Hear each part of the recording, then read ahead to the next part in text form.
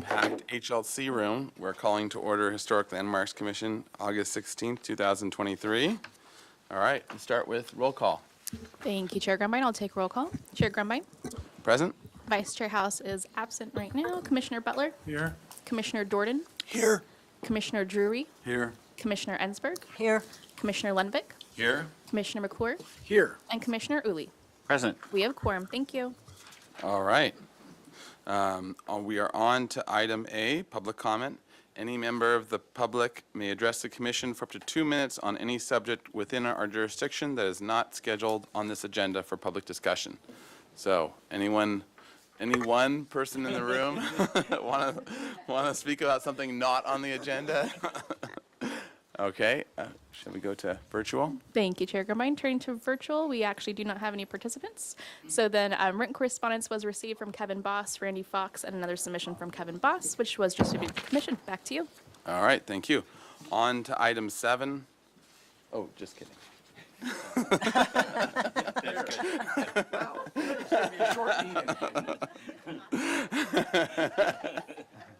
All right, item B, approval of the minutes of Historic Landmarks Commission meeting August 2nd, 2023. Move to approve. All right, motion by Commissioner Uli. Do I have a second? Second. All right, second by Vice Chair House. Under discussion, any edit, sorry, this is the meeting minutes. Any edits? 3 off there. Yeah, you did. That's good. Any edits? I have a question right. of the chair regarding item number 4, De La Guerra Plaza. Under staff comments, I believe the staff indicated that as part of the ongoing reviews that an historic structures report was either being prepared or would be prepared, and that wasn't itemized in the staff comments. And I think it would be wise to have that in the comments if that's, because I know she mentioned that. She says, review the application completeness, and then we'll come back for formal review by the Historic Landmarks Commission. It's part of, Including Including the it. historic structures. We can add that for Okay, sure. great. I think that's important. The other thing that I am concerned about is the inference in the motion. And the motion was to continue. But the inference in the motion is that everything was happiness and delight, and we're moving ahead and smiling and so on and so forth. And I don't know that that is necessarily the case. For instance, I know we discussed under water feature how many commissioners support the water feature, and I think that's a fair, 7-2 is fair, but did we all support the location of the water feature? And I don't know was that question asked? No, but neither do the minutes indicate that we were okay with the location, so it's still an open question, I would say. Okay. And next, another extra vote is commissioners can support the design and location of the pavilion. I don't know that we ever talked about the design, did we? Did we talk about the Yeah. windows and the doors and whatever? Yeah. Yep. We did? Okay. And you didn't like it. I don't like it, yeah. I would rather see how many commissioners can support the concept of the pavilion in this location as opposed to the design.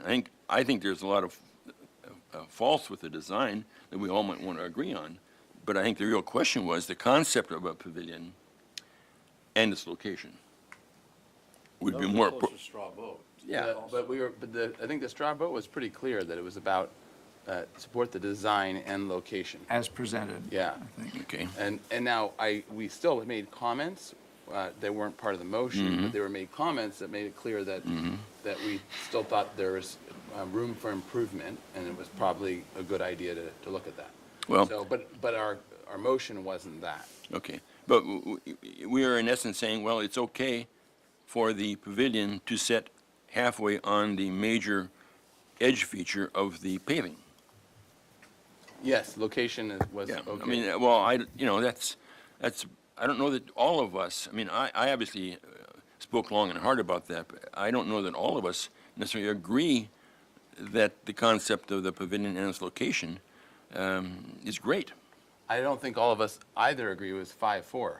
So it's as close as it can get to being, saying that this was acceptable as they had proposed it. So if they want to try to make it more acceptable to more commissioners, they could adjust, and that, they might get to a 6-3 or even a Okay. 8-1. The thing, I'm sorry to interrupt, but I think we have to be careful we don't relitigate this Yeah. as we're well, trying to I talk don't want about to the relitigate minutes. it, but I don't want people to walk away thinking everybody in that commission is happy and yada, yada, yada. I don't think anyone would think that. Okay. I think that this is, Especially if they watch and the even video. and I think that the motion and the straw votes make that clear, as well as the discussion, which they were there for, which went into a bunch of other stuff too that may or may not be nuanced. Well, as I say, I am concerned that someone down the road in a couple of years may look at this and say, without going and looking at the TV, that it's all good. And I don't know that it's all good. And But it was not an approval. Yeah. Yeah. No, but what you have is we have a motion for a continuance. And then we list all these things that make it look good.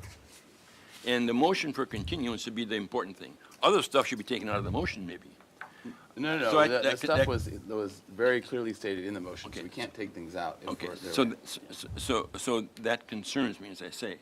And other thing, and the final thing that concerns me, is we have not seen the Phase 2 Historic Structures Report, which might say, the pavilion shouldn't be there. Or it might say, a water feature shouldn't be there. Or it might say a lot of things. And yet we have taken the position that all those things are good without seeing a Phase 2 report.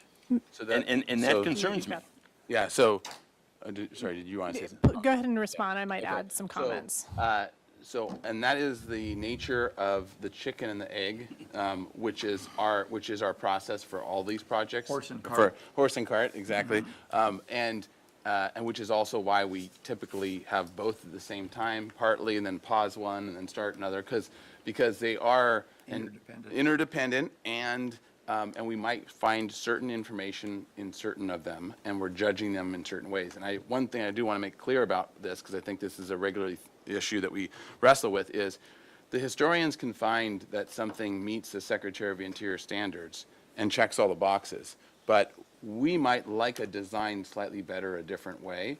That also meets the Secretary of the Interior standards. So when we are judging the Historic Structures Report, we're judging whether their analysis, whether we can agree with it on their analysis and conclusions with the design and how it meets or doesn't meet the Secretary of Interior standards. That doesn't preclude us from wanting a different design that also meets the Secretary of Interior standards. And that's part of the trouble with it is when we have them change the design, then you have to change the Historic Structures Report, and you have to be able to make the findings. So they are two different judges, or two different areas of judgment that need to happen. One is on the Historic Structures Report, whether we agree with those conclusions based on meeting the Secretary of Interior standards. But, for example, if they propose a giant glass box as additions for it, it meets the Secretary of Interior standards and can check it off. However, it also doesn't meet some of the other standards and other things that we want, so we're going to have them do a plaster box with, wrought iron grills and whatever. So I think that those are two separate questions, but very tied and related, and part of the tricky part of this.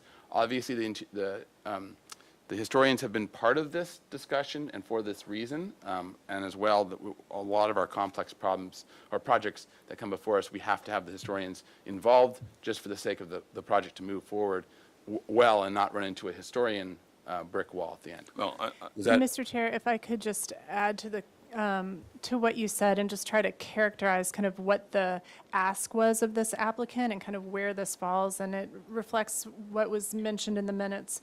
But this applicant was looking to get out of the pre-application stage to submit a formal application. Now, we know that when there's a formal application, it still goes through HLC concept review until it's deemed complete and, goes through all of our rounds of internal reviews and insurances.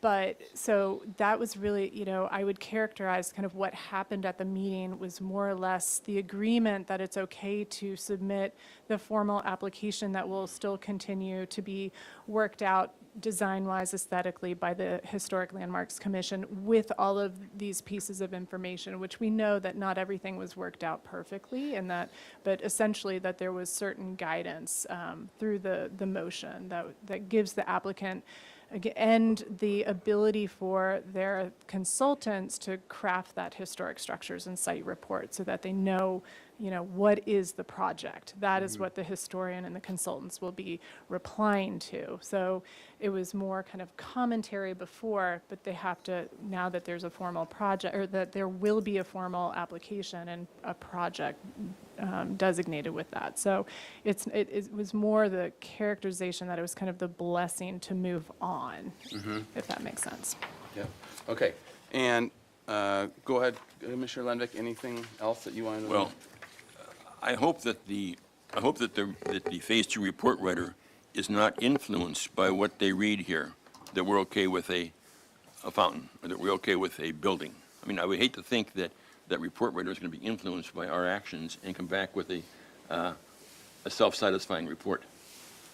Well, I think the good news is the report writer's about as competent as historians get, and has already done an initial report as well.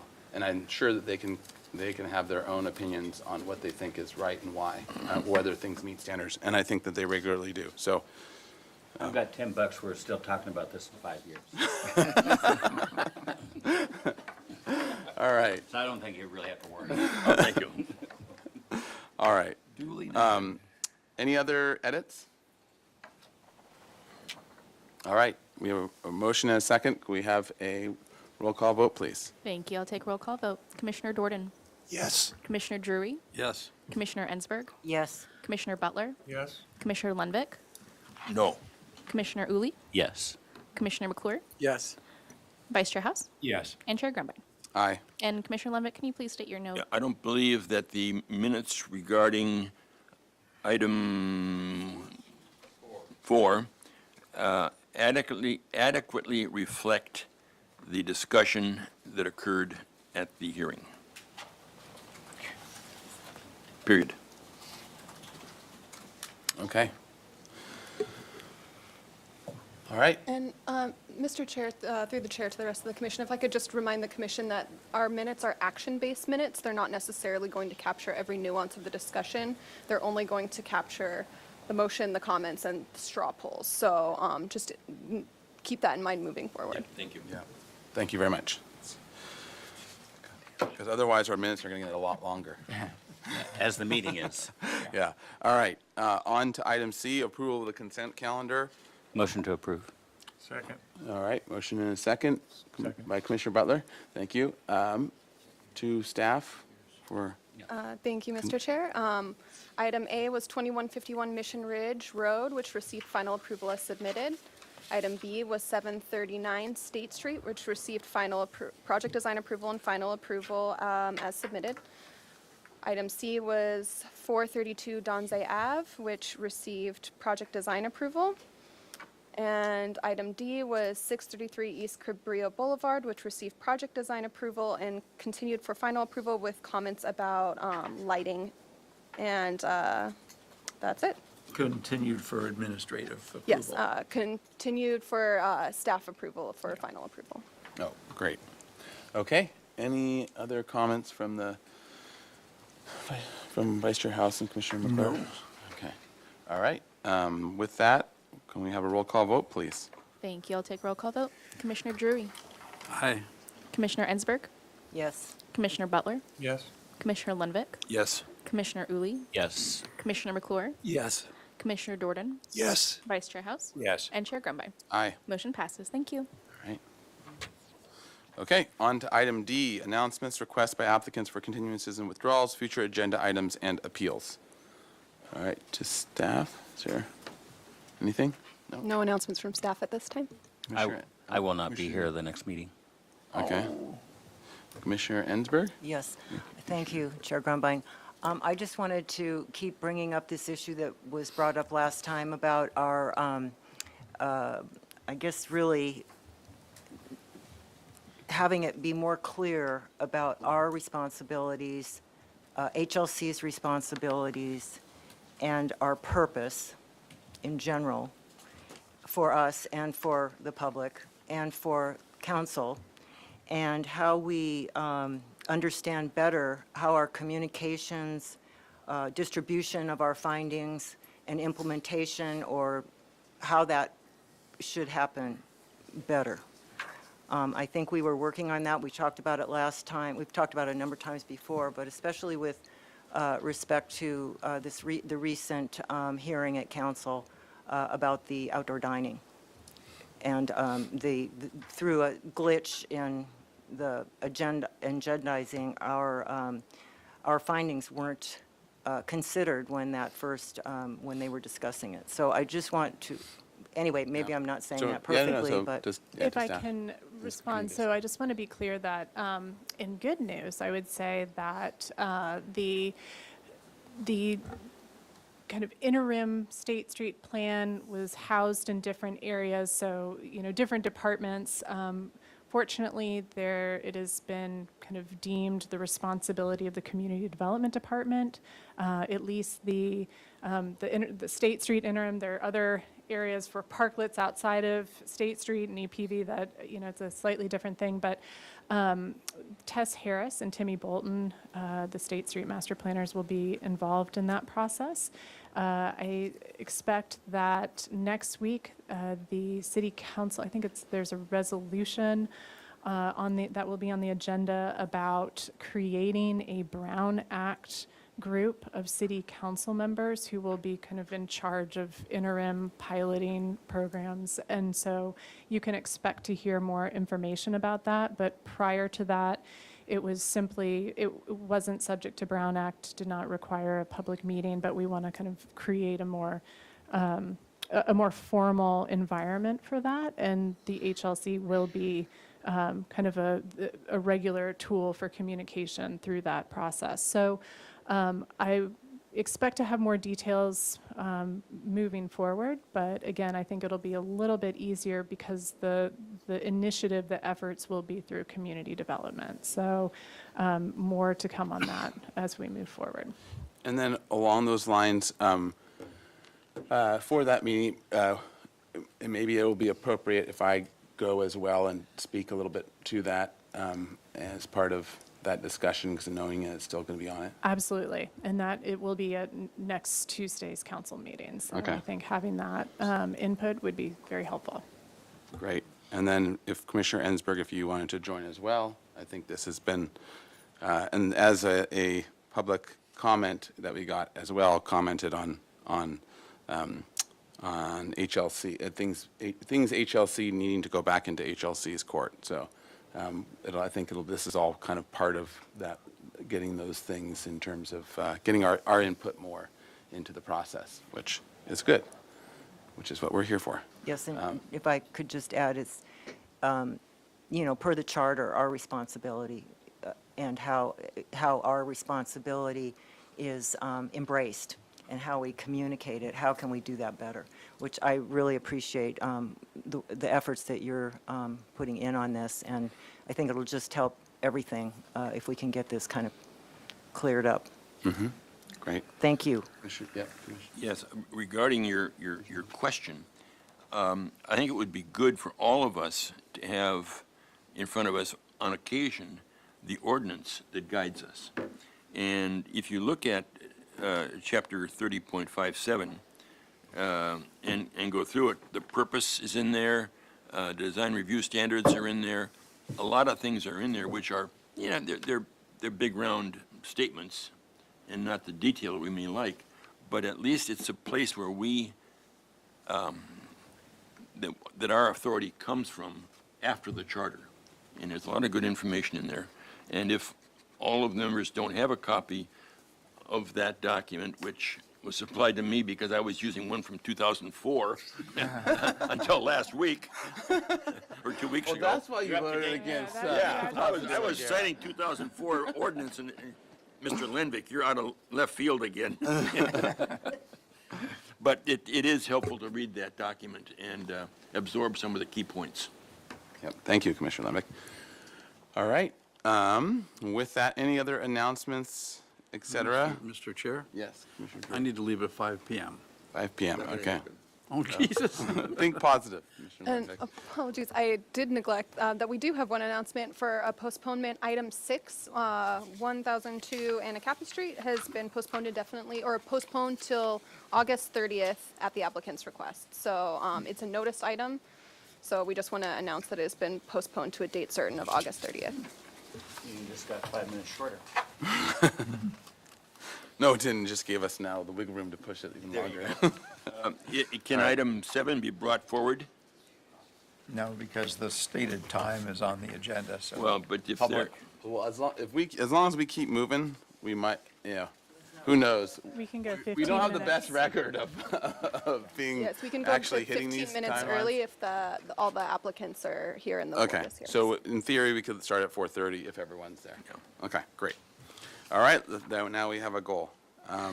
Okay, so let's see, any other announcements? Et cetera? Okay, let's move on to item E, subcommittee reports. Any subcommittees meet or have anything to report? State Street Advisory is meeting in 2 weeks, I believe it is. I forget, I don't have my calendar with me right now. I'll look it up. Yeah, State Street Advisory Committee is meeting shortly, for the first time in a long time. Okay, great. Okay. All right, any other subcommittee reports? 21st, we're meeting at 3 o'clock at the Faulkner Gallery. All right. Great. 3. 3 o'clock. Not that it won't change, but that's where we are now. All right, great. So with that, let's go on to item 1, discussion item, identifying and documenting historic resources in the EPV. And the city's architectural historian will present a training on identifying and documenting historic resources in the El Pueblo Viejo Landmark District. Thank you, Mr. Chair and Commissioners. I brought this discussion item to the designation subcommittee at our last meeting, and they asked that I present it to the full board for the information detailed. So as a backdrop, the El Pueblo Viejo has 76 parcels in it currently that are listed on the Historic Resources Inventory, considered contributing to the importance of the El Pueblo Viejo Landmark District.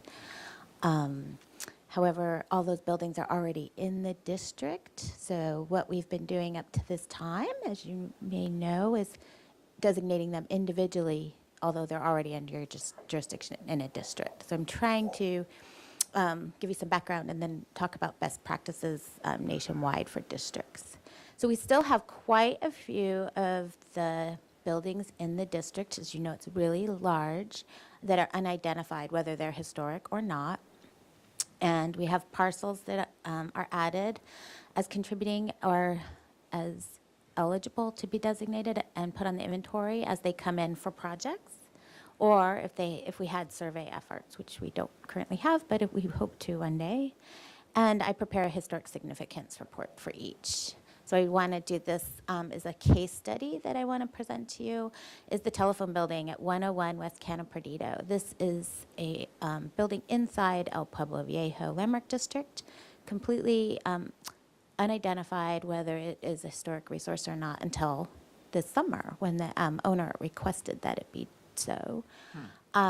It is an extremely important building to the history of Santa Barbara. The telephone buildings always had a really high level of architecture and detail added to them, as they were the most exciting things that came into cities in the early 1920s with the newest technology that the city could have.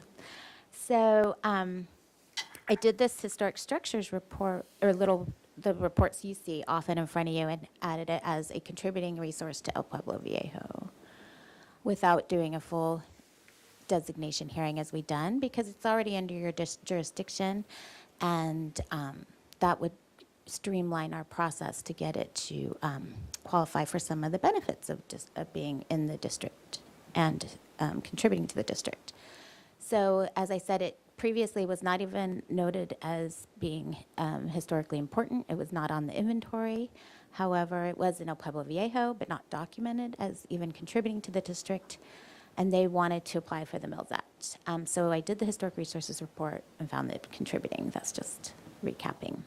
So best practices nationwide are usually you start with a big area, you survey the whole area, find all the contributing resources, and designate the district. They're usually considered significant as a whole, and all the little pieces inside the buildings are the contributing resources. And you don't have to identify each building as a historic resource at a public hearing because you have the whole done. And this streamlines historic preservation. I mean, in many cities, there's 800 buildings in a historic district, which is why they don't do them one by one. So for EPV, it was done a little differently. They did determine the boundaries, and they expanded them several times. We have EPV1 and EPV2. The properties were surveyed in 1978 and 86 and determined either structures or landmarks, structures of merit or landmarks, listed on the inventory or no determination. So it wasn't done in the contributing, non-contributing manner, which leaves a lot of ours still should be identified, which I'm trying to do as fast as I can. But the no determination inventory properties have been designated one by one over time, despite being already under your jurisdiction. It's kind of giving added unnecessary process. And so the proposed practice that we would like to move towards, which is more in keeping with the national practice in historic preservation, is to streamline it and add contributing historic resources administratively, either when we have a whole survey or as they come in, with a full report, notice to the owners, and letting the recorder know, and an annual report to HLC so you know which ones we've added and where we're at. And this really does add much more meaning to being in a landmark district. I don't know how many times I have people call me that are already in the district, like, am I historic? I'm like, well, you're in a historic district. Yes, you are. But it seems obvious, but I think it just gives more meaning that it's really important when you're in that district. It's not fair game. It's really protected. And it qualifies the building for Mills Act incentives. So, and I just wanted to, I did also use the purpose from the Santa Barbara Municipal Code that Commissioner Lenbeck was just referring to, but this is the purpose of EPV, to preserve and enhance the unique historic architectural character of the central core of the area. And I'll just kind of skip to, for the resources listed in the inventory that contribute to the historic importance of EPV, which is why we want to do the contributing and non-contributing, get the language familiar in our community to what the other districts are used as in the standards. That concludes that. And here's just another. I found a full-page article on that telephone building in the newspaper in 1927 when they opened, and they copied it right after a courthouse building in Sevilla. Anyway, fun fact. That's very fun.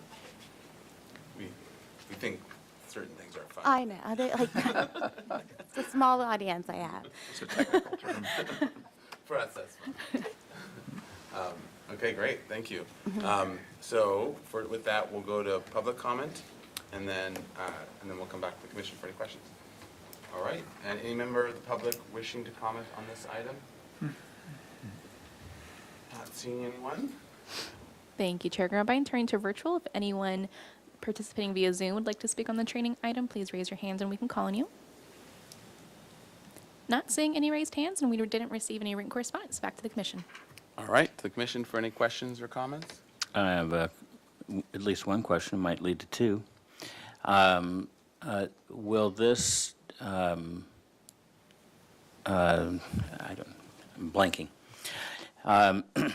Will this cause revisions to our ordinance? I know that there are a couple of things we want to clean up about the ordinance in terms of percentages, but will this require us to clean up some language to get character defining versus potential We did that all the last time we did the ordinance, so we have contributing and non-contributing defined already in the ordinance. Right.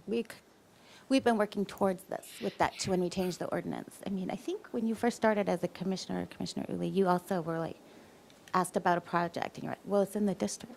Yeah. You know, so it's But just that was kinda- 1935. Yeah, that was a few years ago. Yeah. All right.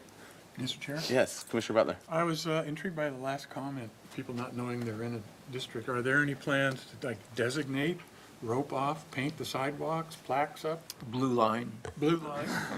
I would love to do something that said you're in a district. I think we would have to work with our community development director to go to council to fund some sort of signage or something. Welcome to El Pueblo Viejo. Now Not entering district. EPV. Yeah, I mean, I think that's a leave your really guns at the door. beautiful idea. Yep. Yeah.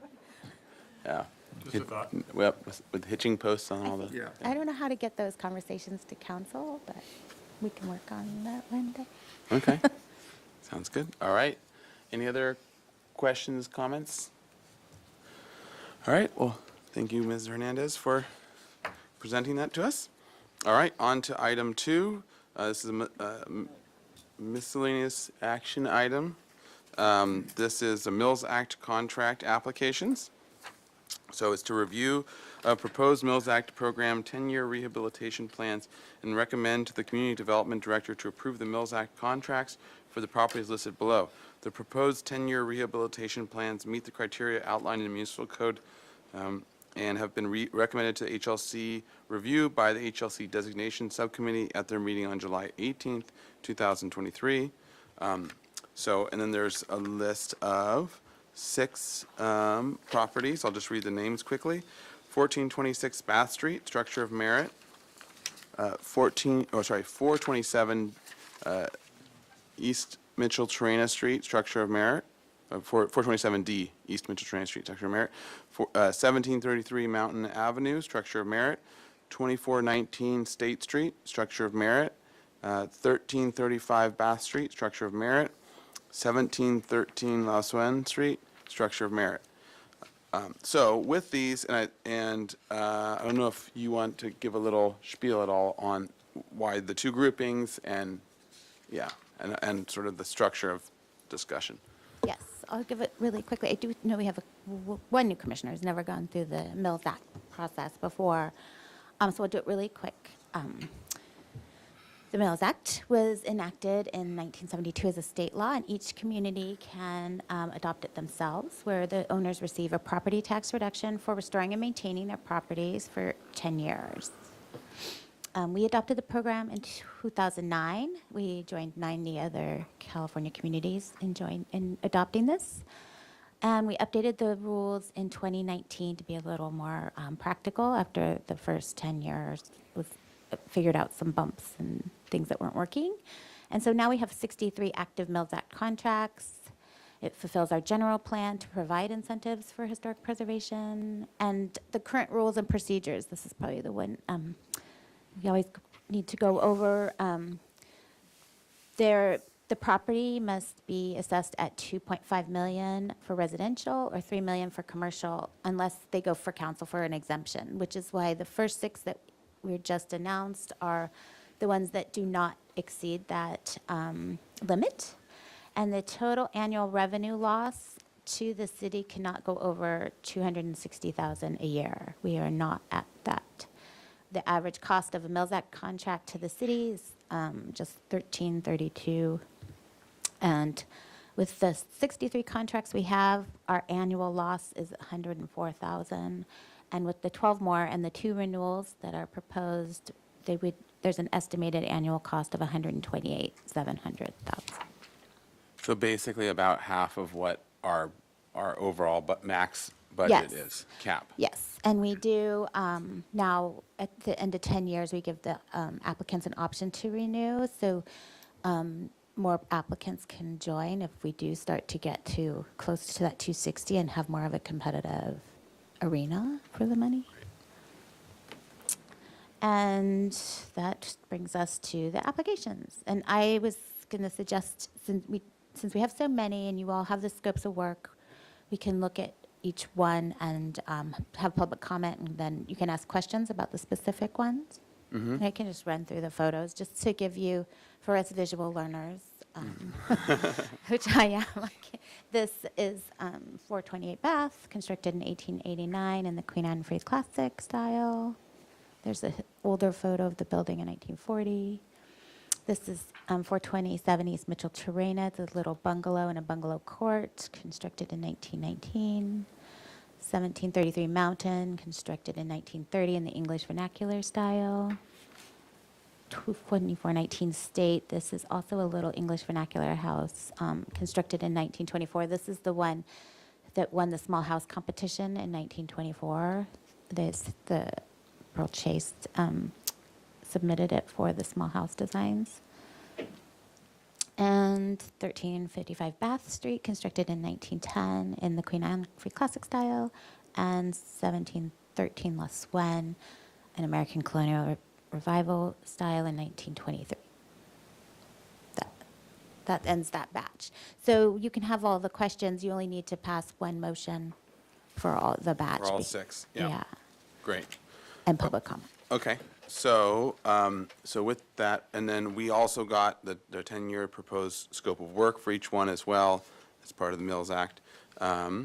So, and then these ones are just for us to approve, and then the next batch is for us to recommend to council to approve.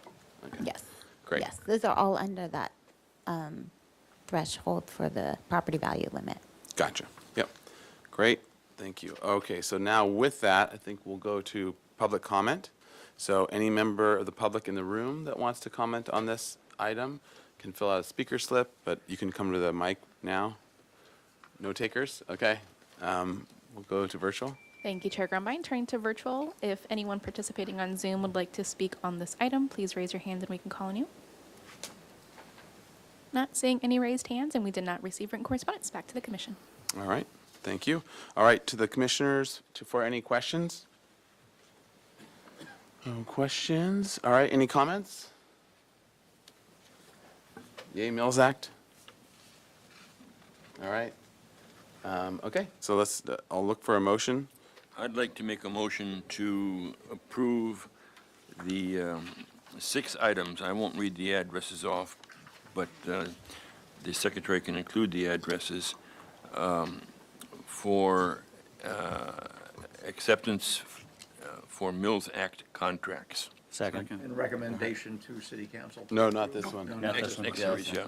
Yep. This goes to the community development director. And Commissioner Uli seconded it, I heard, Barely. by a hair. All right, under discussion, any discussion? All right. Oh, just one question, since I haven't been through this before. So it goes to where does it go next, and then how does it get to the point where it goes to the council? Like it's So not- this one These do doesn't. not. No, these do not, I understand Oh, that, the but next- where do they go now, after we've I think it approved goes to the community development director. Pretty much, you Where- approved it, where we make the, the contract and sign it. He Okay. signs the contract, I fill it out, and they sign it, so we're all done. Oh, These ones are okay. done and approved. We're the approval body, and then it'll just go to staff And how are they to different from this process. next group, then? You're saying this next group Yeah. has to go to council? Yes, they need an exception for the limits for the property value. I So see. council has to make that exception. So after today, we'll agendize an item on council. It's all on consent. We go every year, and I they- see. the council It's decides. part of the way the Mills Act was written, that anything over a certain amount, and they calculate it in a weird way of rental numbers and anyways. But whatever's over a certain amount. Now there's more and more over that certain amount because Santa Barbara. So it's go council's up. decision if they feel Yeah. comfortable with a house that's over 2.5 million getting a property tax reduction. So, Okay. but they left that, anything under that to your discretion. Okay, great, that's really helpful, thank you. All right, any other discussion? Okay, roll call vote, please. Thank you. Commissioner Butler? Yes. Commissioner Lundvik, Yes. Commissioner Uli, Yes. Commissioner McClure, Yes. Commissioner Jordan, Yes. Commissioner Drury, Yes. Commissioner Ensberg, Yes. Vice Chair House, Yes. and Chair Grumbine. Aye. Motion passes. Thank you. All right, thank you. Mr. Chair, just as a comment, I think it's terrific that these property owners are using this process and method to keep their properties up to snuff. I really like it. Thanks. I agree. It's great. I have one question. Sure. So, Oh, you want to go to the microphone? You can state your name for the record. We'll reopen public comment. hi, my name is Nicholas Scozzaro. Oh, Is the light on the microphone on? press the, there we go. Nicholas Scozzaro. Yeah. So my question is, the property tax incentive, it says it should be like 40 to 60% of the property tax amount. But the number as a loss to the city is like on average 1,300 per property. So those things don't seem consistent to me, and that 40 to 60% would be more than 1,300. So, Yes, go so for it. Santa Barbara City only gets 12% of the taxes, so it's the county that loses the rest. I see. Okay. And we don't calculate their loss. We don't. And no one cares about the Asked county. them if we could do this. County schmouty. Yeah. I don't think there was any conversation when we've done our Mills Act. Yeah. And they don't have a Mills Act program in the county either. But yes, so it's always kind of, yeah, and the county is where the big losses. Would it make sense for them to have like a voice in this process? Do you want a Mills Act contract? Do you work for the county? Just as a public comment. It wouldn't matter if they didn't express their voice, because it's not their jurisdiction. Yeah, and we work with the county assessor, of course, but, Yeah. yeah. So they know about it, but yeah, this is state law too. Yeah. They turned it down. All right. Okay, thank you for that excellent public comment question as well. Okay, so now we're on to item 3. This is a miscellaneous item, Mills Act contract applications. So this is a review of the proposed Mills Act contract, 10-year rehabilitation plans, and recommended City Council to grant an exception to the Mills Act contract limits outlined in Santa Barbara Municipal Code, and recommend that the Community Development Director approve the Mills Act contracts for the properties listed below. The proposed 10-year rehabilitation plans meet the criteria outlined in the municipal code and have been recommended for HLC review by the HLC Designation Subcommittee at their meeting on July 18th, 2023. So with that, let's go to, so I'll just read out the list of them. Sure, yeah, actually, great. Okay, so we have 431 East Valerio, a structure of merit in the Queen Anne Free Classic style, constructed in 1905. 101 West Canna Perdido, constructed in 1927, contributing to El Pueblo Viejo, the telephone building, Spanish Renaissance plateresque style. 115 is East Islay Street, constructed in 1900 in the shingle style. 1538 Alameda Padre Serra, constructed in 1912 to 15 in the successionist style. 24 East Pedregosa, constructed in 1913 in an eclectic craftsman style. And 820 C. Melinda Lane, constructed in 1929 in the Spanish colonial revival style by Carlton Winslow, FAIA. And this is the one of the two up for renewal. This is a structure of merit constructed in 1931 in the Spanish colonial revival style. And 2112 Santa Barbara Street it's a landmark constructed in 1921 in the Mediterranean style by Sewell Murphy and Hastings. And that is the conclusion of All right, thank you. Okay, now to the public comment. Any member of the public wishing to comment on any of these? All right, not seeing any. Oh, yes, sorry. If you can come forward and state your name for the record, and then. Good afternoon, everyone. My name is William Plummer. I am the owner of 1538 Alameda Padre Serra. 2 quick comments.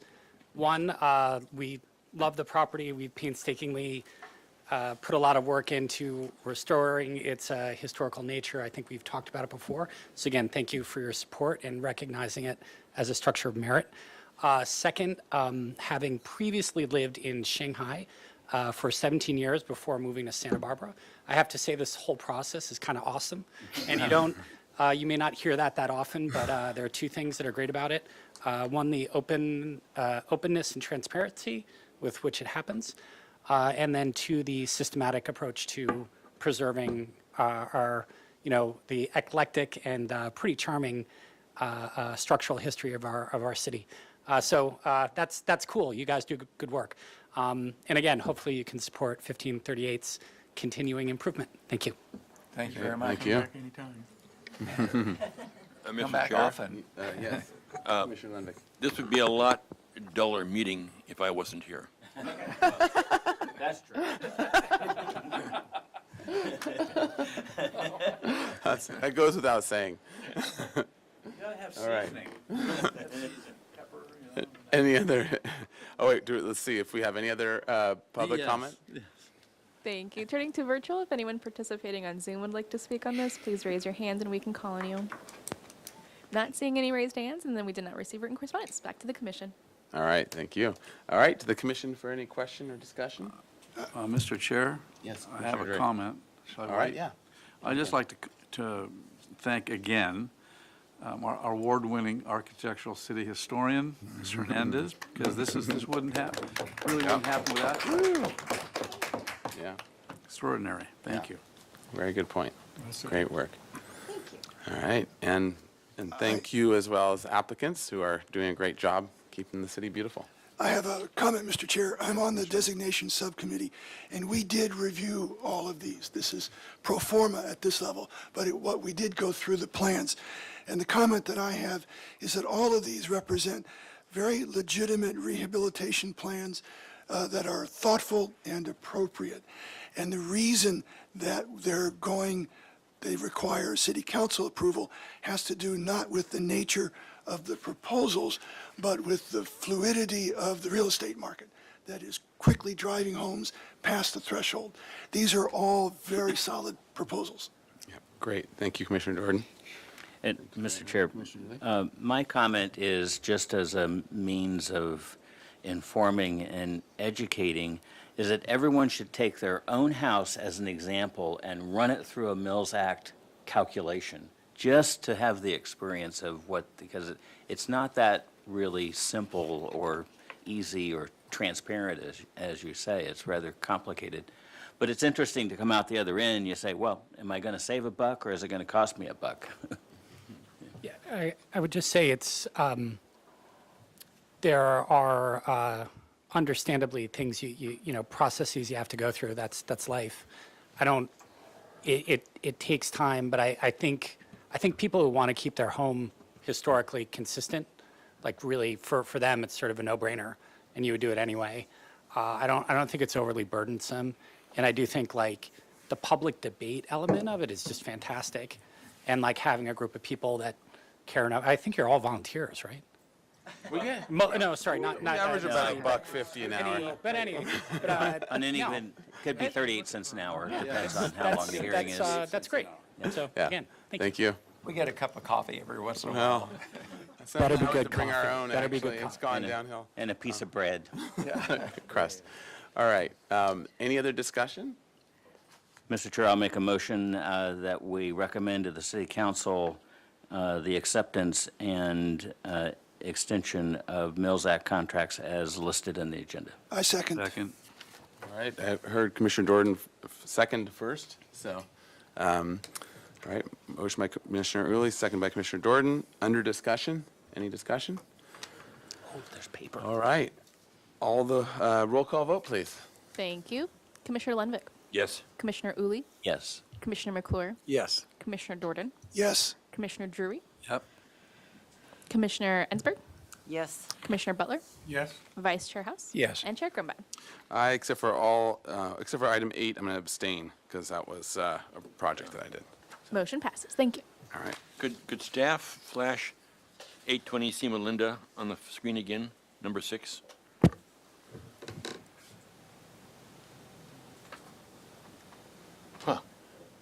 I thought that was our De La Guerra Plaza building. Could be. Could be. That's You off like it? agenda. If you like it, Ed, you can have it. I prefer the one they designed, actually. Okay. You want it several Yeah, no, stories yeah. taller. All right. So we have, do we need to, we don't need to, It's only 10 minutes. we don't need to, there's no appealable, so yeah, this is going to city council. Okay. And we're 10 minutes late. Okay, let's go on to the next one. So now we are on to item 3, Mills Act contract, going backwards. Okay. See, we're 10 minutes early. Oh, we're 10 minutes early. Okay, so is the applicant here and okay with starting now? Okay, let's do it. Chair Yes, Gunn, Commissioner can we get the TV screens to work? Oh, the TV screens? Yeah. Okay, yeah. I saw paper drawings though, so I know. we like it. We like paper. We like paper. Yeah. All right. Oh, okay. Well, we'll approve it anyway. Yeah. All right, item 4, new item for concept review. This is 123 East Carrillo Street. This is located in EPV, District Part 1. Proposal to construct a new 3-story residential apartment complex with a small commercial office fronting Carrillo Street. The development is comprised of 3 building volumes, one dedicated to units under the city's average unit size density incentive, AUD program, comprised of 3 2-bedroom, 1-bath units with an average unit size of 962 square feet, a central stairway structure, and a mixed-use building, comprised of ground floor waste recycling and bike storage, a 287 square foot commercial office, and an 850 square foot accessory dwelling unit occupying the 2nd and 3rd floor. The project includes exterior balconies and roof decks with solar array on supporting trellis structures and planters. Staff hearing, officer review, and approval for building attachments is required. No final appealable action will be taken place at this meeting. Project compatibility findings will be required for project design approval. So with that, welcome. Okay, so if you can introduce yourselves, and staff, yep. Thank you, Ms. Plummer? Mr. Chair. Before I'll turn it over to the applicant for their presentation. So this is your first conceptual review for this project. What we're looking for at this hearing is general feedback on the overall design of the project, the size, bulk, and scale for the site, as well as included in the project description. The current design does require staff hearing officer approval of building attachment modifications, and you'll see when they go through the plans that those are for the walkways connecting the 2 buildings, the front and the back building, to the central staircase building. Okay, thank you. Okay, so with that, welcome, and if you can introduce yourselves for the record, and you'll have 15 minutes to present. Erica Obertelli for... Oh, sorry. There we go. Hi. Erica Obertelli for Bilston Architecture and Planning. And Ellen Bilston, Bilston Architecture and Planning. Thank you. Do I need to do something to get this on the screen? Oh, yeah. Let's see, I think they'll switch it over. And it's all PDF, so kind of zooming in and... Great. So this is a project downtown on Carrillo Street on the north side of the street. It's blocks south of the courthouse, and it's a narrow 20 by 134-foot lot. Here you see the surrounding environs in image 4, the current front view of the single-story commercial building that's on the site, photo 1, and then the 2 sides of the buildings at 3 and 2. So it's a very low, underutilized site that's currently built out to the property line. So it's one covered building on the site. Before we go there, I'd like to show you a little bit more context. So here you can see the project in a sort of a 3D view of the city, so you can see where it sits on Carrillo Street. It's under that dense section of very large ficus trees. We're showing the site in green on the image, and then highlighted in tan are all the 3+ story buildings, just for reference to give you a sense of how tall this neighborhood is. And mind you, the trees are taller than most of those buildings, so this is tucked in under some very tall trees.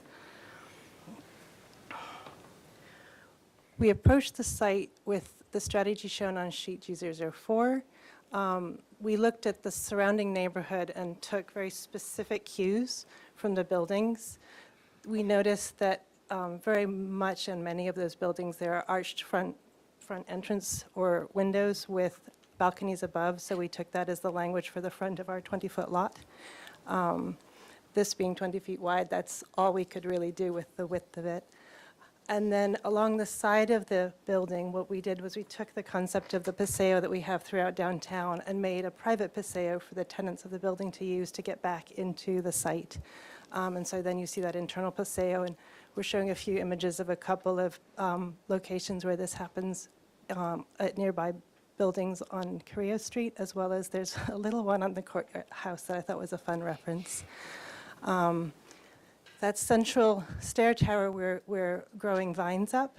And then we see that often on our older buildings where there's some kind of vegetation that grows up the walls. And so here we have both the courthouse and the Lobero building, which are both within a block of the property as references for that concept. And finally, in order to have exiting from windows to the front and back, because if back volume is an apartment as the front is, we've stepped the volume a little to allow there to be egress to the front down that internal paseo from bedroom windows. So that's the overall strategy. And then down across the bottom of the sheet, you see a couple of views of what this structure looks like from the two sides. On the southwest side, you'll see that the building runs along the property line, but that breaking up of the three volumes allows it to feel a little less relentless in terms of one long 134-foot wall. So going back to the plans, here we have the survey just showing the long skinny site along the street and then some of the utilities. We've started working on civil. The site is just over 2,000 square feet, so we're using planters to capture stormwater to avoid going into Tier 3. So that's why you also see a lot of vegetation on the roof as well as at the ground plane.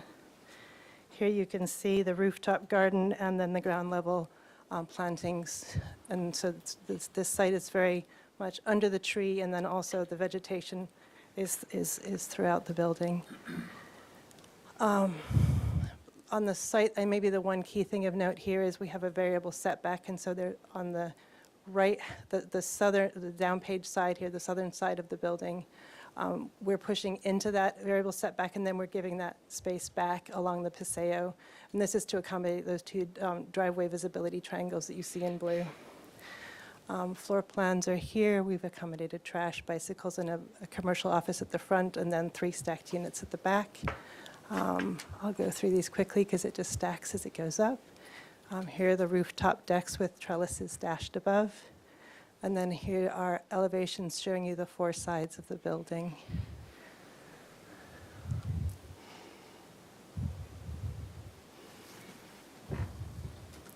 And you see balconies up the rear elevation, the balcony and roof deck from the front elevation, and then that pattern of the front and rear volume. Anything you'd like to add? That covers it. Yeah. Okay, great, thank you. Thank you. All right, yeah, we're going too fast today. All right. Okay, so let's go to, if that completes your presentation, we'll go to public comment. Seeing no one in the room, we'll go to public comment virtual. Thank you, Chair Grumbein. On Zoom, if any of our participants would like to speak on this item, please raise your hand and we can call on you. Not seeing any raised hands, and then we did not receive any written correspondence. Back to the commission. All right, so to commissioners for questions. Mr. Chair. Commissioner Could we Dre. go to the first photograph display of the existing from the Carrillo Street side? I think it's backwards. You're correct. It's updated, but I didn't quite get it into the set. Okay, Right. so, It's a very good catch. well, okay, so could we go to the proposed? That's correct, right? That, Yes. yeah. It's that long So you run. see the front on the lower page and the rear at the upper Yeah. page, and then, yeah. Okay, thank you. So the part of the, here, I'll go to the site plan, I think that'll help you see it. The long wall along the property line is on the western. On the west side, right, yeah, Yeah. okay, thank you. The southwest. And the setbacks are primarily on the east side. So here's Carrillo Street here, and you see here, there's the property line edge, and then here's where we're stepping it to allow that paseo out to Carrillo Street. Thank you. Absolutely. I do have one more question. There's an existing building of that idea, a very narrow lot, I think is behind the frame shop. Yes, it's, It's pretty close. you're yeah. absolutely right. It's this building here, just one lot over. Yeah, okay. So right there. And we Sa- have The same city block, but just little, okay. And Thank and in the image I have the hand on here, you can see it beyond our building in that view right there. So these are Yeah. all buildings that are right in the neighborhood. So this here is this building here. That is the one across the street here. The Lobero is just off page here. There's that residence that is right there.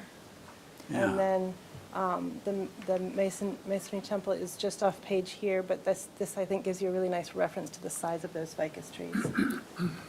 Well, thank you very much. All right, other questions? Mr. Chair? Commissioner Butler? So this is obviously a concept design, and thank you for this. Did you take a look, given the height of the building and the location, any potential opportunity to use solar for the rooftop? Because you've got this garden on the top, et cetera. Yes. Yeah, those trellises will actually have solar panels above them, so we intend to use them that way. Okay. Absolutely.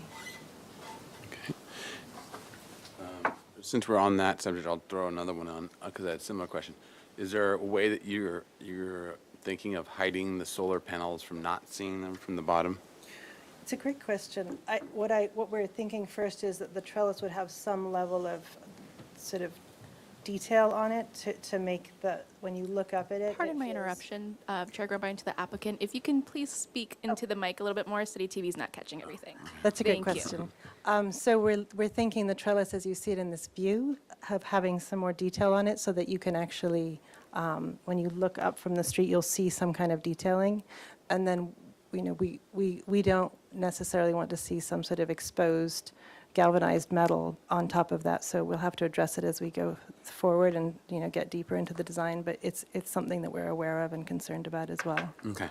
We'd be open as well for that trellis to have a solid top on it, so like tongue and groove type of finish on top with the solar panels on top, so that you wouldn't see those panels at all. Gotcha. Yep. We'd like to hear your thoughts on that. Great. Commissioner Lundvik, do you have a question? Yeah, so that really isn't a trellis structure then? It's got the shape of a trellis with the intent of supporting those solar panels. You're putting a roof on it so you can put the panels on it, right? We're open to that possibility. We're open to that if that's what's needed to. What is the height of the bottom of the trellis? I mean, you look at your elevation there, what's the height of the bottom of that? We're well below the maximum height. I believe it's 42, but I'd have to check. Hold on. No, to the bottom of the trellis? From the floor, you're saying floor, floor of from the the deck. roof. When you're standing there, how tall is that beam? I mean, when I look Te- at the 10 exterior feet. elevation. it's- 10 feet. How much? 10 feet. 10 feet. Mm-hmm. If it's, And there on the side of either one of those elevations, you can see well above the height of the building, the max height. So we're well within the buildable volume here. And many of the buildings around are 4 stories, so I feel that we're even, in that context, we're well below what's happening around us. what are the exterior walls? What is their construction? At this point, we're imagining they're plaster. Wood structure? We're still determining what the structure shall be, but probably some kind of framed structure with a So stucco. have you talked to the adjoining property owners to know that you can get on their property? We're in the process of doing that, but yes, we have started that process. When was the last time we had a problem with that? We did, last week. Recently, yeah. And you have no problem from the standpoint of the code having windows on the property lines? So that's a great question. Those are actually intended for light. Those are glass walls. So there will be fiberglass windows that are non-operable, but they'll at least allow light in. The way the buildings are designed, there's a cross breeze from on the narrow ends. So they're non-openable glass walls. Correct. Correct. And all the egress from the bedrooms is handled in different windows. None of these ones that you're seeing on these long elevations, that's why we have that greater porosity on the east side. That's where we're satisfying egress requirements. So if our neighbor were to build a wall right up against us, it would be a bummer, and there'd be less light in the unit, but they're optional windows. They're just nice to have, and we thought they made the elevations look good. All right. Other? Commissioner Drury? Jump in, if you don't mind. So that means there's no opportunity for awnings? Not on those sidewalls, no. Right on the property line, right? Tiny little awnings. So I'm sorry. Painted on. Commissioner Woolley? Trompe l'oeil on Trump ours. Loy awnings, exactly. This is a question for staff. When this comes back, could you please clarify for us if the trellis is being used as a solar panel support structure? I believe the new rules are it's out of our purview. So I'd want you to be very clear when it comes back as to what that is and what we have to say about it. Because we got this whole big cat chasing its tail the last time we got into this trellis solar panel business, and I don't want that repeated. All right. Noted. Thank you. All right. Yeah, I have one more question. Earlier, we were talking about the ordinance that guides us, and I'm sure you're aware of the ordinance. How do you think, what can you tell us about this architecture and how it complies with the ordinance for Hispanic buildings in the downtown area, in the EPV area? So we're looking at a plaster wall, and then the railings will be some kind of wrought iron in a color that's an EPV-approved color. So is that Mission Revival or Spanish Colonial Revival? I think it's Or Monterey and Italian Mediterranean? And which of those styles that we have to judge a building on does plaster and metal railings? We were looking at Spanish colonial largely. I see. And an additional question, could you zoom into the connector walk between the Vine building and do you have a rendering, or I'm trying to understand what that railing, This here? how that works. It's some kind of wrought iron railing. One of the things we've looked at are the railings on the Lobera building where there's just a metal base and it's a little Juliet balcony. I mean, we're still very early in concept, so I think some of those things we'll figure out as we go through the DD process. Okay. But we're imagining something lightweight and sort of very in the spirit of what we see around town. Okay. And then can you go to, other questions? Commissioner Butler and then Vice Chair House. I may have missed it. Is parking? There's none required. None, I understand that, so you've just gone with the requirement, correct? Correct. With a 20-foot wide site, Yeah. there's no way to even do it. Subterranean basement. All right. Vice Chair House? I assume you've determined you don't need an elevator? Correct. Okay. We have a unit on the ground floor which it meets our accessibility requirements. Okay. Chair Grumbine? Commissioner Right, LaCour and could- then Commissioner Ensler. Could you go to the preliminary landscape plan? My question has to do with how much soil volume do you think that you'll probably have in those planters on the upper? From what we've spoken to our expert on those kinds of planters, we need between 4 and 9, depending on the type of plants we're using. And then if we have trees, we would need a little bit more than that. Just inches, just a couple of Yeah, inches? just Wow. inches. It's pretty incredible. Wow. So I don't really think you could get that kind of height out of that little soil. Oh, no, I'm sorry. Okay. And then secondly, Can you? what's the construction technique? Will that be like a copper liner sitting in there? I was just thinking about how will that planter be built? It's a great question. We've done this before using Tuflex, and that's one way of handling it, and then internal drains. One of the things, so there's a few different ways. You could also do a prefab unit, and then there's some manufacturers of green roofs that we've been talking with. So there are a few different routes that we could take that we're looking into. And then what about the maintenance worker safety? Have you, to get somebody to be clipping plants that close to a cliff or a Well, interestingly, all of those are within a couple of feet of the walkable roof deck, except for that front piece, which is a nice sizable area, so you could easily be inside of it without being at risk of bumping yourself off the edge. And can you actually go to the roof deck plan? Can you just I'll go. visually be able to see how that Let's works? go here. Do you want me to zoom in? Yeah, that'd be great. Yeah. Thanks. Let's see if this works.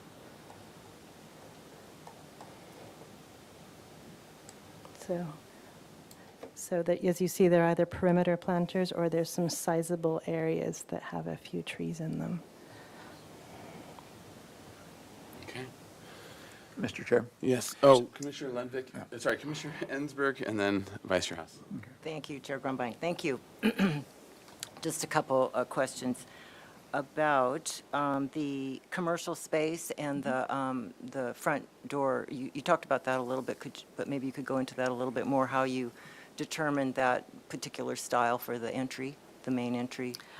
We did a study walking around and then taking photos around the neighborhood, and I only showed a few of them. But when you go around that neighborhood, what you largely see are round arched entrances, either single doors or on commercial spaces. Very often, it's a larger arched glass door with a door inside of it. So that's.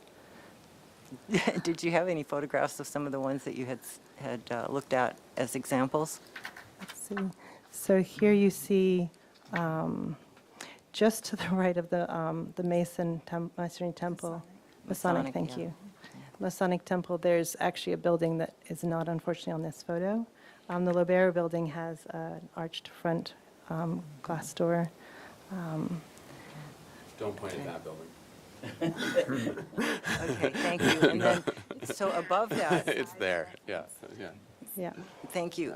Above that, it looks like there's a parapet wall, and then is that a deck for the unit above that is Correct. above that area? Correct. And how tall is that parapet wall? Well, it's a 3'6" parapet for the railing requirement. Okay. And then talk a little bit about these wrought iron decks, the dimension that they project out from the face of the building.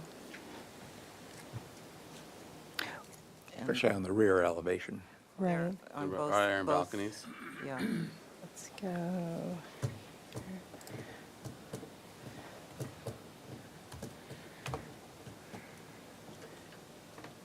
So this here? Yes, and then they're on the front, oh, yeah. So There's one on the front that comes for- out less Right, the one deep. on the front is more of a Juliet. On the rear, for the middle unit, that's a required balcony that we have there. So it provides a living area for that unit, an outdoor living space. And that is, are you saying that that's the minimal size? Yeah, Okay, to meet the outdoor? yeah. It's the 6-foot depth that's required, so that's what we're providing there for the AUD unit on the middle floor. And what's below, to tie on to that question, what's below that? There's a perimeter wall that provides privacy and security for that paseo and then for that back.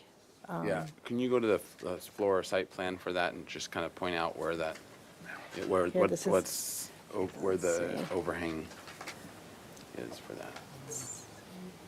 Here you- So here you see at the rear of the building, it just encloses along the property line, that back garden terrace.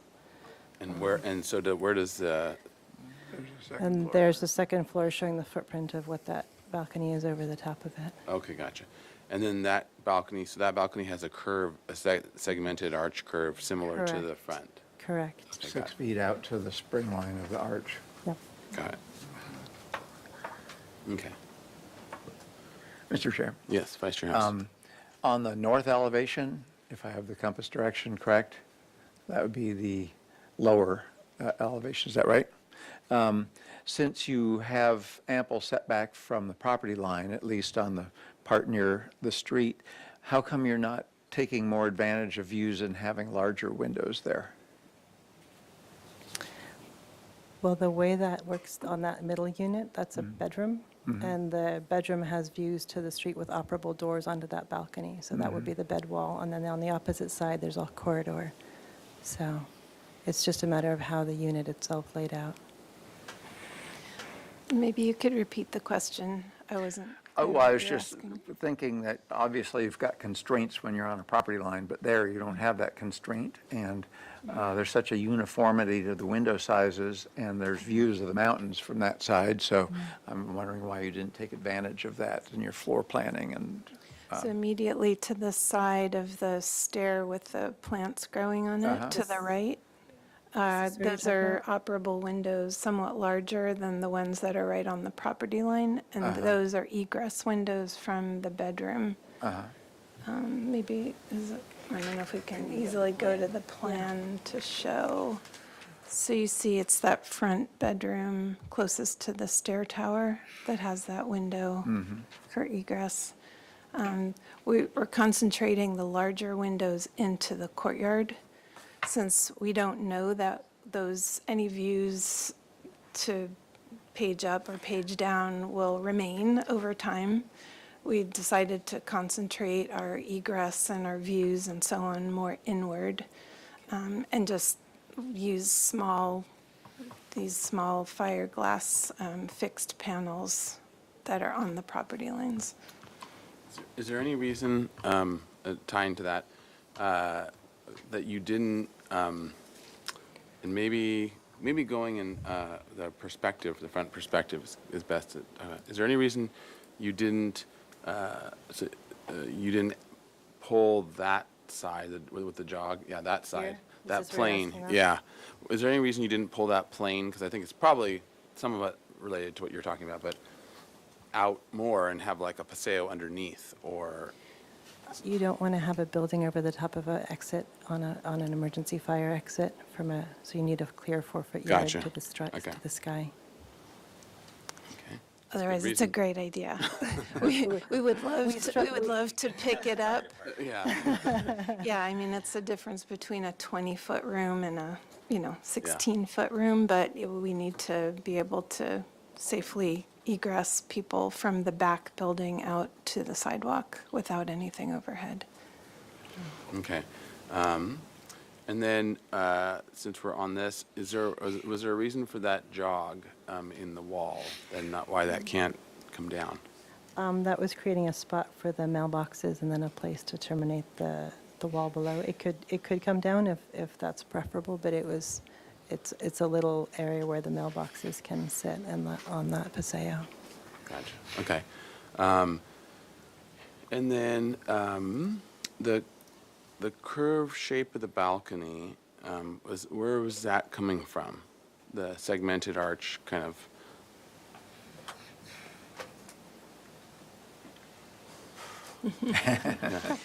We thought it softened the lines of the building, everything else being very square. It was an opportunity to just bring something a little bit different in geometry to the mix of things. We also thought it was a bit of an echo of the arched opening into the front of the building. In one instance, you have it in elevation, and another you have it in plan. Not exactly the same, but sort of echoing the concept. Okay. And you have the back view here too in the bottom right. Was there any thought given to to carrying down the structure from balcony to balcony, as opposed to pure cantilever out? Was there any other thought of how that might look? We looked at it. Our concern was that the space is so limited, we didn't want to restrict the views and, have things landing on the lower levels terrace. Gotcha. Okay. All right. And I think, thickness of wall. What's the thickness of your wall on the side there that we're looking at from the front, where Or the windows are, This wall here, yeah. It's Or, an- sorry, the building wall. the building wall. On either side of the arched opening, you mean? Or on both. Actually, all your main walls, do you know how thick they are? It's probably 2 by 6 with stucco on both sides. So Okay. call it 8 inches, give or take. And again, it being 20 feet wide, we don't Yeah. want Yeah, to every overdo it on Yeah. thick walls. There's so little space to work with as it is. Okay. Any other questions? Sure. Yes, Commissioner Drury. Did I hear no elevators? Correct. So they're going to be climbing stairs? Okay, thank you. All It's right. good exercise, you know. Mr. Chair, To fit. All right, Commissioner one Butler. real quick, I'm sorry, one more quick one. So without parking, obviously. Any accommodation for bicycles, e-bikes, et cetera, because you don't have an elevator. So is there a plan? We do? There's bicycle room. Let's see if I can, you guys see here. There it is. You So we have a bike room here on the front building, and then with the trash behind it, so those are accessible to all the residents. I'd be very surprised if Williston Architecture didn't have a bike. They're all about it. They're very bike. Isn't that your office? Just about. How we get around. All right, other questions? All right, let's go roll into comments. So it's here for concept review, and eventually project compatibility findings will need to be required. So why don't we, Mr. Yes. Chair, just to remind the commission, again, we're looking for feedback also on aesthetic appropriateness of the connecting walkways to the front building and back building via those exterior walkways. Mr. Chair, I'm Yes. curious why that's an issue. So the ordinance has restrictions on connecting buildings via a breezeway or walkway of sort, and that's what they're implementing. So that's the requirement for the building attachment modification. Yeah. 800 Santa Barbara Street comes to mind, and they've got bridges across.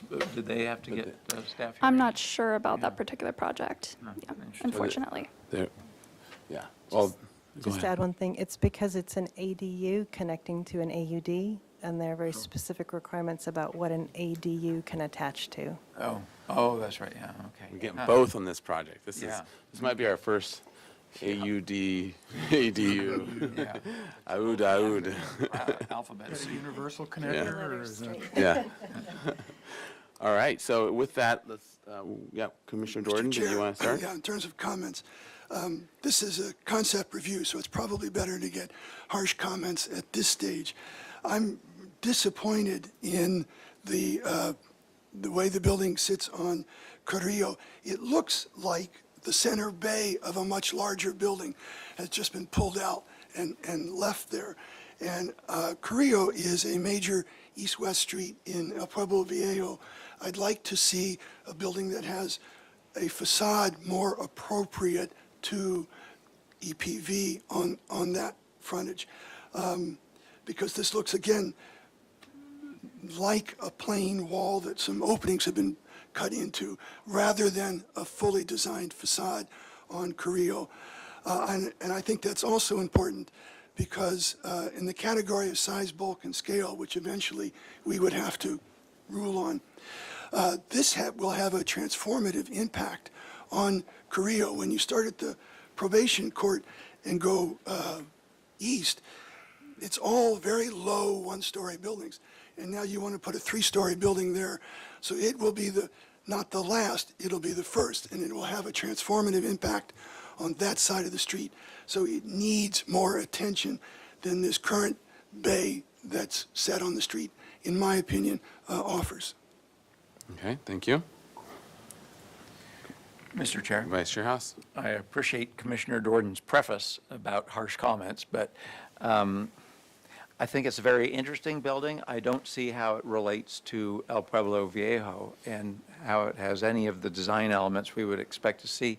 And a lot of your inspiration photos all have clay tile roofs on them and stuff. I don't see any of that. And it's a very challenging site, there's no question about that, but there's no poetry or rhythm to the layout of the windows on that south side. And I imagine the size of the windows has to do with the terrible cost of those fire windows, that you're keeping them small. But, you know, there's just such a regularity, the rhythm of those windows is kind of cloying. So I have a hard time supporting the building as it is right now. Mr. Chair? I didn't ask this question, but are those windows inset at all? As much as For, they for, can be. for an within idea of a shadow residence. break in those? We would attach them to more to the interior Okay. side so that we would have the maximum amount of shadow on the windows from the outside. Yeah, good. I'll just say that I agree with the first two commissioners. I'm not going to be harsh about it, though. They were terrible to you. I think that, you know, it's an idea, it's a very challenging site because it's so narrow and deep. But I do think that the idea of a bit of poetry, and I think you can Hispanicize the building, but it needs an architect to do so. And you guys are, I mean, your Bilson Associates is an extraordinary firm in terms of the adventurous nature of your architecture. So I think that there's sort of you've made a statement that needs to be now. It just needs to be manipulated a little bit, which I'm sure you're capable of doing, into something that's be agreeable in El Pueblo Viejo, because I think it's a step. The idea of building a building 20 feet wide and that deep is challenging, but I know you're capable of doing that. I expect to see the next go-around, we'll see a bit of a change. Thank you. Thank you. Commissioner McClure? Yeah, I just wanted to say, I'm not sure you could get, the foliage that you see on the upper, I'm not sure you could get that to really perform in such a shallow planter. So I was thinking, if you're not at height limit, could you look into making that bigger or deeper? Thank you. Okay. Mr. Chair, Commissioner I'll Udi. take a stab at it. I'm often the one saying that things don't meet the EPV standards, and so I feel rather odd about the comments I'm about to make. But slapping red tile on this is not going to make it an EPV building. It is acknowledgeably, if that's a word, a very challenged site. I have no problem with the concept expressing its verticality, narrow and tall. I think that's okay.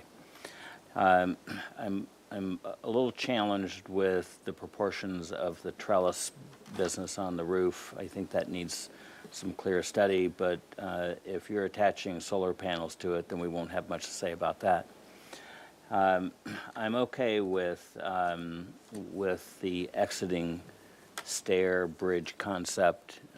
It is a way to solve that problem, and I'm okay with it.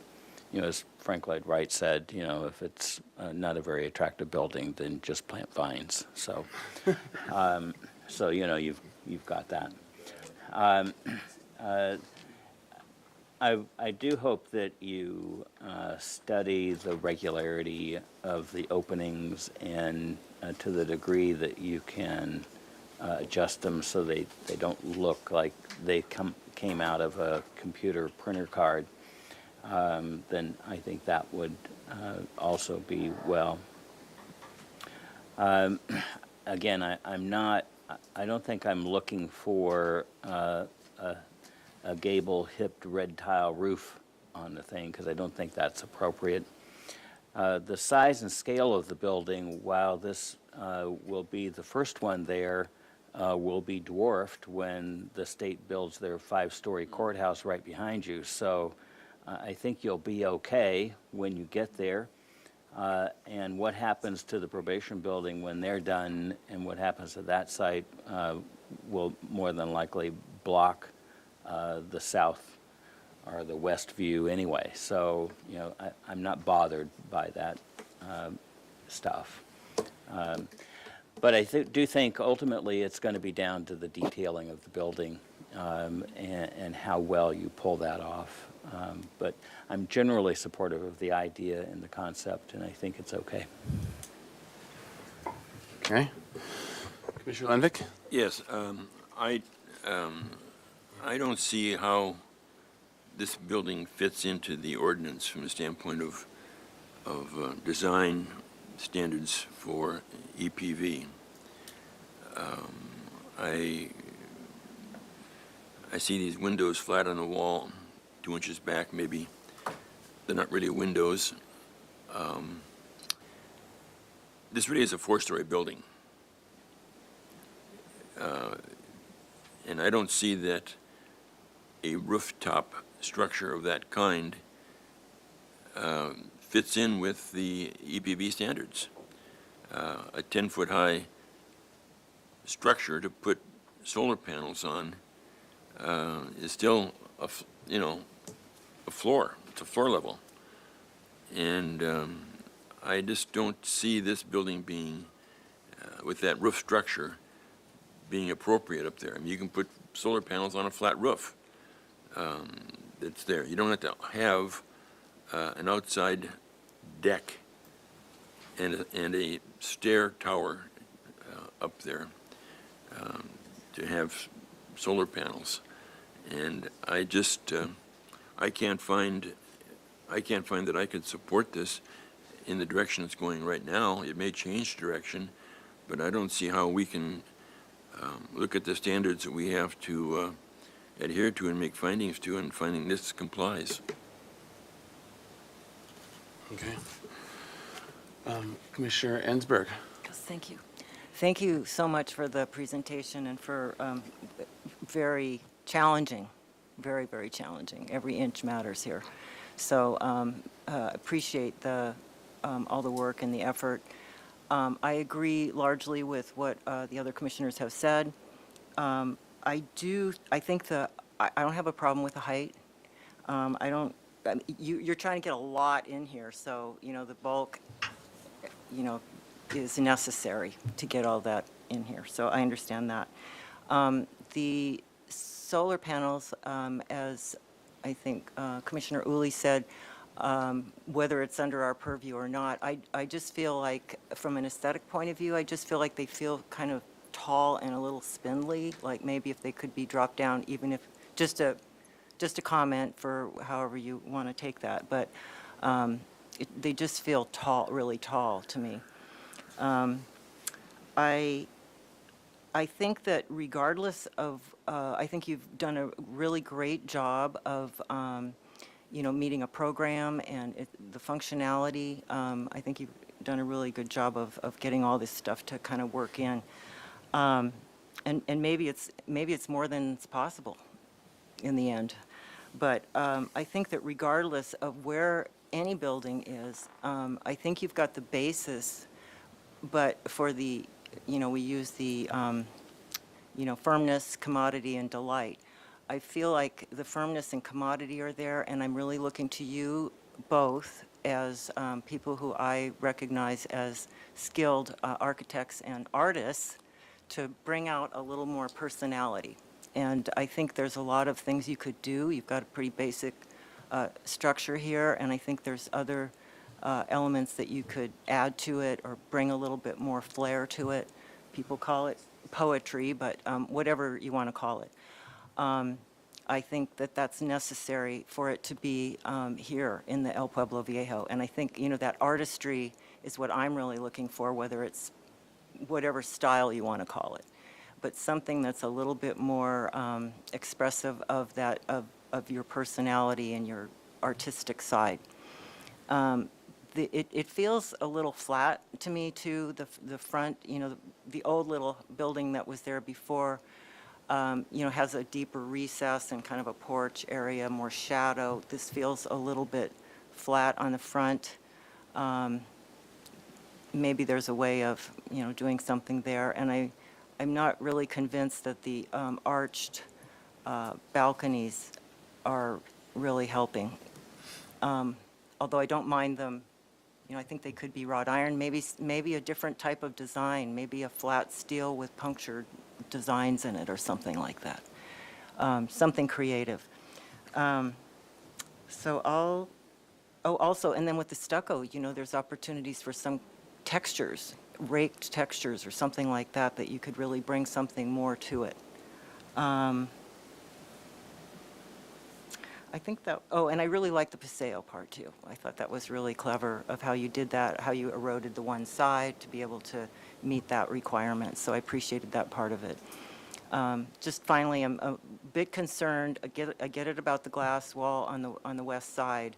Just worry that over time, that eventually does get blocked up, then what kind of a, how, I know it's in the hallway area.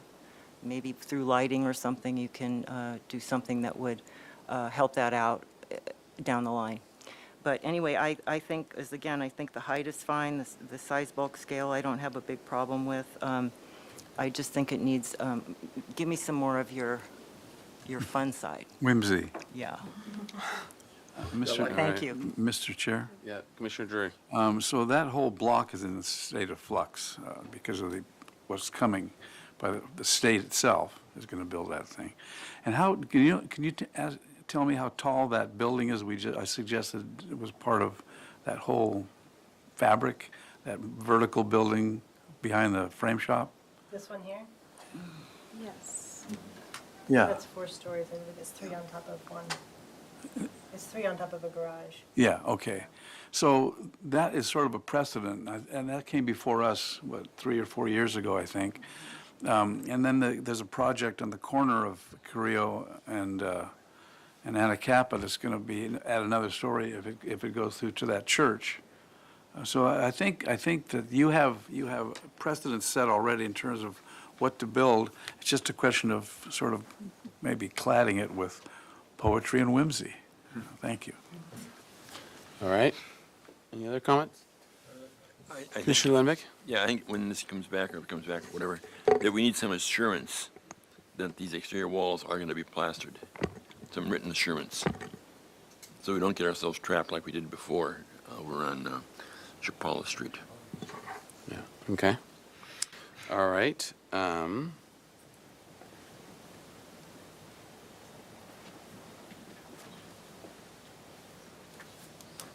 Okay. Chair, Mm-hmm. only one person, I think, weighed in on the connector pieces. Yeah. And so I would like to say that I support those. And I did not mean to suggest the about building to. needs a red tile roof. I didn't mean it that way. Don't worry, I still have some comments. Chair Grumby? Yeah, I Commissioner Inslee. just wanted, I meant to mention that too, about the connectors. I think they're interesting, and I don't have a problem with them. I just would like to see something different than just the straight wrought iron, something a little more Whimsical. interesting and playful in that area. But I think they're fine. Okay. Well, I'll start there because I'm going to slightly disagree with my fellow commissioners on those. So if we can go to the connector pieces. So I think they could end up being fine, but I think that right now, the part of the issue with the connector piece is that, and actually, can you go back to the elevations? It might be, because I don't know. Yeah. So looking at, and I think this is more of this is part of the language discussion of the Spanish colonial revival, if you're going to be going with that particular style in the EPV. So looking at and ignoring for a minute the greenness of the green building, it's as a very vertical slice, right? It's a very, very vertical rectangle, and then in composition, and the lower elevation and the upper elevation, it's an L shape, or going that way in terms of a composition. And then the balcony is treated as sort of a stitch between the two, right? But I am struggling to think of an example in Spanish colonial revival architecture where that move is done. It is more of a modern move in terms of having two planes and then of buildings and then stitching them together with a different sort of alternate material that's light and goes between. So I would say my first reaction would be they could probably get to there, but you might do it with a roof in between as well, covering the upper one, and a little bit more plaster and structural with an opening, or there's all kinds of charming ways of having an opening and a passageway, but I think that it isn't fleshed out enough, and a lot of it's just going to be in the detail, I think. But I don't think that the plan has to really change at all. And if you're not going to roof the upper portion, then some other way of making it feel like a combined structure, even if it's a hyphen, but it's not two separate structures with these little interstitial connectors. So I would say look at as many, I mean, the example you had of the Masonic temple has a great use of outdoor space within a building, right? So that's very much more of a common language in Spanish Colonial Revival. So I say just look at a whole bunch of precedent bridging connectors and come up with something that is a little more Spanish in its massing. La Arcada Court would be an example. Yeah, perhaps. yep. Exactly. Yeah, that's a great example of. Perhaps the Julia Morgan Gym as well? What's that? The Julia Morgan Gym as well, Oh, yeah. perhaps? Yep. Yeah, so those are all good. So I think, and maybe coming with a bunch, a couple pages, or at least a page of a whole bunch of precedents as well, could help facilitate that conversation well. And I think it'll inform you all as where you're trying to steer it as well. So that was on the connectors. The trellis, I have a similar. I mean, it might be that, and yes, I know that we might not have jurisdiction over structures supporting solar, but in a certain sense, I see it as at least like when the state comes before us with asking for our comments, but knowing that they don't, like for schools and stuff, that they don't have to take our comments, but it's still nice to be able to kind of have that dialogue and maybe help with something that works and looks more cohesive with the building. So along those lines, it seems like you have two strategies. One is to treat it as a trellis structure, and one is to treat it a little more solidly with the actual solid lid, and then the solar just totally goes away visually.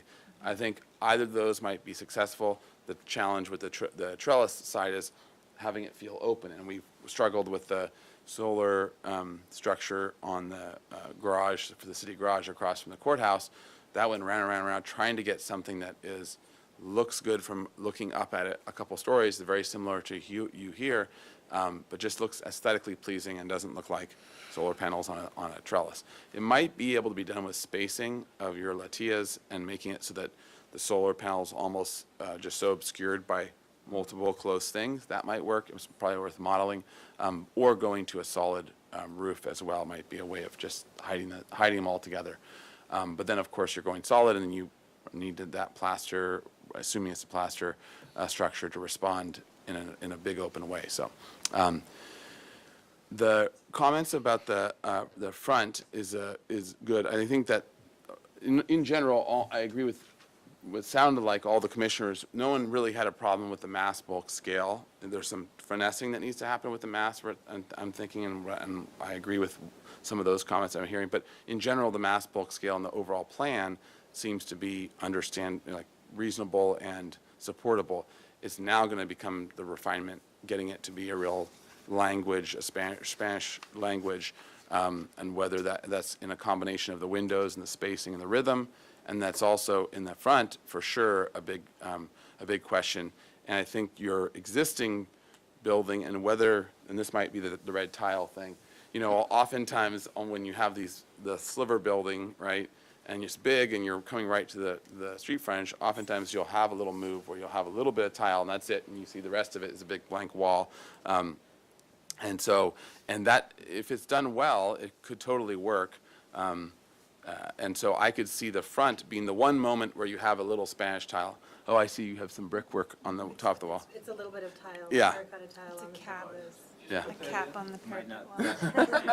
They just photoshopped it fast. We just zoomed in on it. It was Yeah. terrible. So there might be something like that gives a little more nod, but I think keep leaning into that in terms, but look at it for the massing too, because it might be a way of going from 2 stories to 3 stories, or 1 to 3, or however. But I think that part of that needs to be refined in a more traditional Spanish way. Which I think other people have commented. I'm also, regarding the vines, I'm a little, to go solid, and this is obviously very easy to not do just totally solid vines, but the look of going all with a giant green wall, I think there's you can do a little more Spanish vine than that.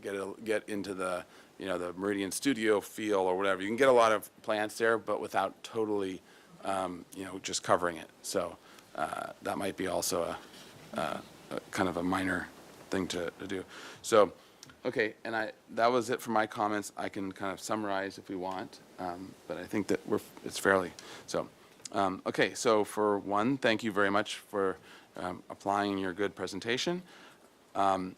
In general, the commission is supportive of the mass, bulk, and scale with refinements, especially as we're going to be noting, and understands the size of the building and a lot of the site constraints, which are a challenge. So for the windows, so the comments in the windows in general, looking at for either rhythm, poetry was also named, but looking at for traditional rhythms of the windows on the sides especially. And I think the depth of wall is going to be a real challenge. I'm wondering if there are ways of padding the interior at that spot for an extra 2 inches or something so that we can get a little bit better reveal, especially on the ones closer to the front that you're going to see more, even though eventually they might get built out too. But I think that that's towards the front, especially the front building, I think it's going to be important to get that kind of authentic feel, to get those extra 2 inches. I don't know if other commissioners feel the same, but. Could be on the and outside too. Well, yeah, I mean, there's so little going on that shadow. It's going to help texture really is very play, important. yeah. So look at deepening the walls in those, especially on the front building. We'll paint the shadow. There you go. Or Trompe-l'oeil, yeah, trompe-l'oeil the shadow in. So in general, the comment was that to go stronger into the Spanish colonial revival, especially the details of it. Incorporation of clay tile, while not necessary, might be helpful or additional to the ones that you're currently showing. Comment to deepen the planters as well, for the sake of the plant health, even if it means making a taller parapet wall. The trellises, to study them, I agreed also with the height comment. I think it really feels very, very tall. So study lowering the trellis and looking at even a solid structure so to hide the solar panels. Chair Yep. Grumman, can I just say Commissioner Ansbach. that I agree with you on that, and it's not for the purpose of lowering the overall height of the building, which you're well within. It's for the aesthetic of just the tallness, the Yeah. proportion of the element itself. Yeah. Feels sort of a little either top-heavy or elongated. Yeah. Okay, let's see. Study, this is also the balcony question, or I guess I jump into a quick comment here. So especially in the backside balcony, I think is when I was thinking through in my mind, trying to think of 6-foot deep balconies, you're usually expressing it strongly. And I think you have one there, 15 West Carrillo, where you have that huge cantilevered, sort of balcony, but that's done in wood, and it's very expressive of how big that is, right? So I think that needs to be studied with, if you're going to actually cantilever 6 feet out, really study how the tectonics of that appear and work, and whether you carry supports down or not. But if you don't, then you really need to show it as a real strong balcony projection. Let's see. And then also to study the other wrought iron balconies with precedent examples and, for the look.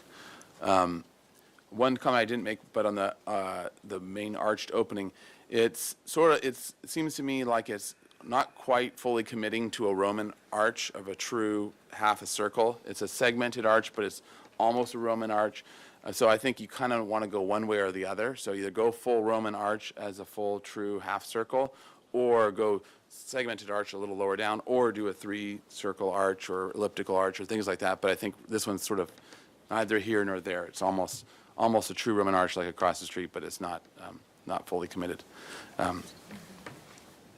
And then study the mailbox and wall plane intersection so that it doesn't have that cantilever, that couple-inch cantilever.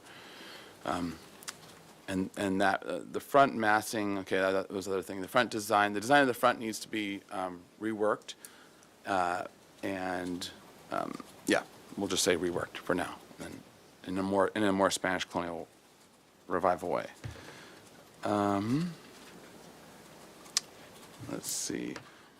One suggestion was also to look at texture, plaster texture as a way of also ornamenting the building, and that may be in, in subtle relief, or it might be in some other ways that you can get the sides of it or the overall plaster texture to add some of that ornamentation. But not like the carrot. No. Yes. Avoid. No straw in your plaster. Okay. And then I think that's a Mr. Chair. summary of all, Commissioner. Did you address the walkway question? We have The walkway connector, yes. I think I said it should be in the, right towards the beginning, or maybe I didn't. Mr. Oh, I Chair, totally you missed it. discussed it Oh, before the yeah, okay, motion, yeah, thank so- you, Commissioner yeah, Butler. thank you. Good catch. Yeah, so for the walkway to study more Spanish colonial walkway connectors and to come with examples as well and new, more Spanish design. Fair. And then Chair Grumbine, so this is a question for you and the commission, but are you okay adding any comments about the aesthetic appropriateness of connections in general for the buildings, since that's requiring a modification? So For the walkways to yeah, connect so it seems like the people, buildings. everyone was in general okay with that as a But that it connector, needs but it more just needs to study. be more Yeah. a Spanish colonial Yeah. revival Yeah. version of a connector. Yeah, Yeah. if handled the appropriate way, then. Yeah, exactly. It might be fine. Excuse me, do you want to add, you had mentioned about maybe a solution of a roof above, and you gave examples of a cover of other Lara Cotta. Oh, yeah, okay. To look at La Arcata as a potential connector inspiration and others. We'll just leave it open. Okay, any other comments to add? Mr. Chair? Yeah, Well, it Vice doesn't Chair need to be House. a comment, but maybe a possibly interesting observation. This is a classic and nice infill building. Unfortunately, it doesn't have any structures on either side to infill. Yeah, We're confident it will. Yeah, eventually. it'll come. Yep, good point. Okay, any other, Infill before its time. Yeah, Exfil. pre-fill. Yeah. all right, any other comments want to be added? All right. All right, with that, so, I think it takes a does motion. someone want to make a Does it motion? take a motion? Well, it would just be to continue, right? And Mr. Chair, yes, so it would be a motion for continuance with your comments. I'll make a motion for indefinite continuance. Second. With those comments? With those comments. Yes, and Yeah. seconder, okay, okay, Vice Chair I'm House. so slow. Okay, Commissioner Ensberg under discussion? Well, just, I have to always really blow the horn for the art, so I don't know if that was specific. We talked about poetry and details and things, but just the artistic expression, there's certainly, a lot of opportunities for, that craftsmanship of the, artistry. I just Good wanted point. it to Yes. be in the. If that's a comment to be included in the motion, pardon my interruption, Mr. Chair, can you just clarify what you would like that comment So to did you be? want something particular in the? More than In the poetry? motions, more than what we had, which was, I don't know if whimsy made it in there, but poetry did make it. Well, maybe that's. Okay. Yeah. Okay, any other discussion? All right, let's have a roll call vote, please. Thank you. I'll take the roll call vote.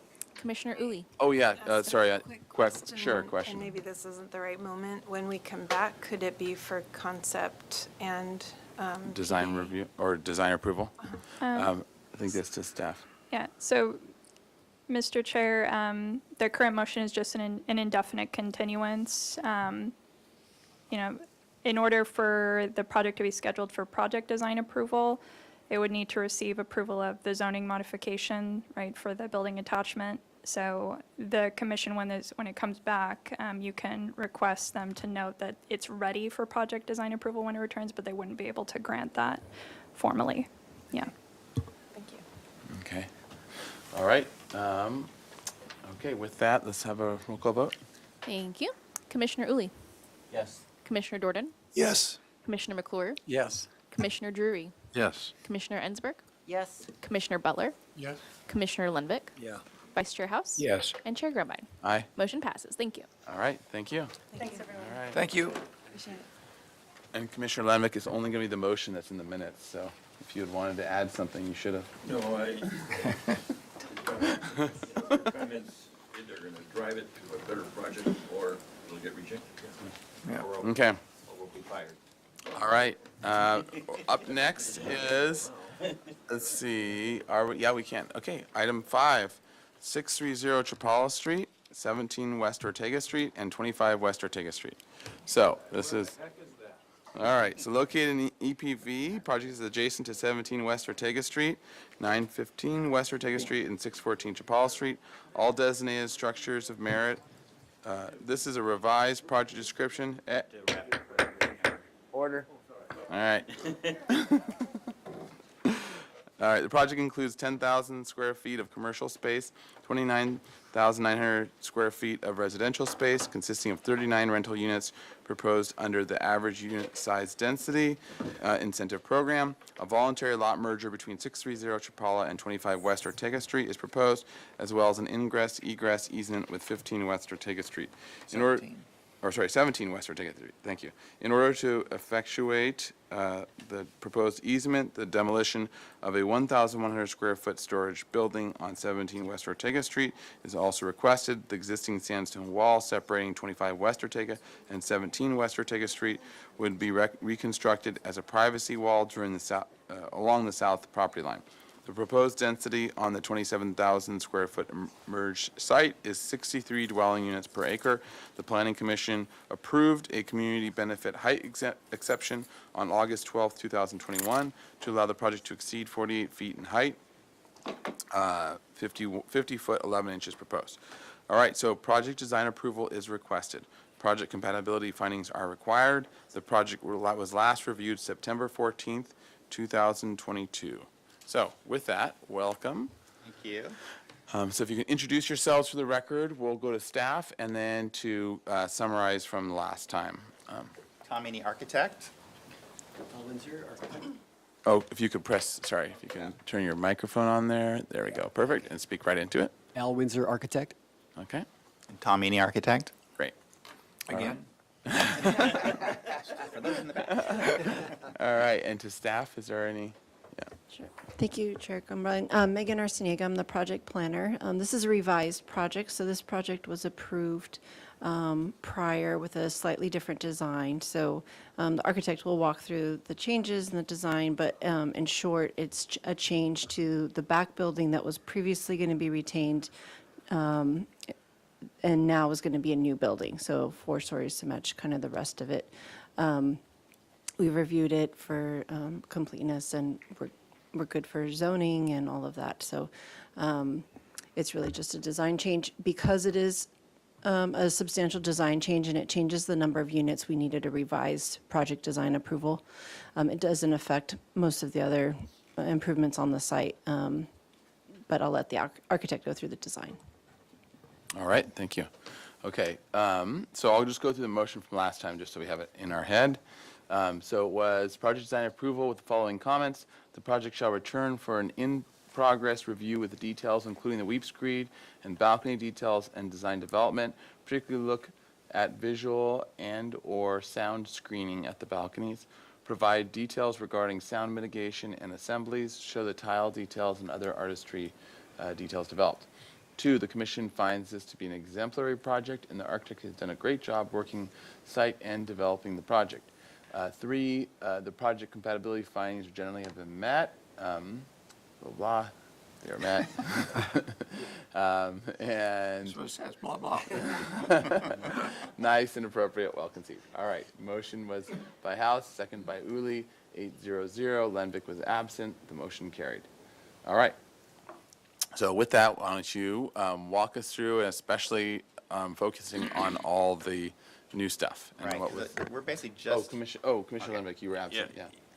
Is it changed enough that I can participate or not? To staff, I don't, in my review of it, the changes visually are minor. I want to say it was almost exactly what we had reviewed the time before, Yeah. but I don't know for sure. I will not participate. Oh, you can ask questions. Yeah. Okay. All right. I know you usually don't ask questions. No, I. All right. Other two newer Oh, yes, commissioners, and we have they two seen new it before? commissioners. Have you guys seen the? Okay. Well, I did. Okay, so you'll be brushing it. Ah, you did. It's got to get built first. All right.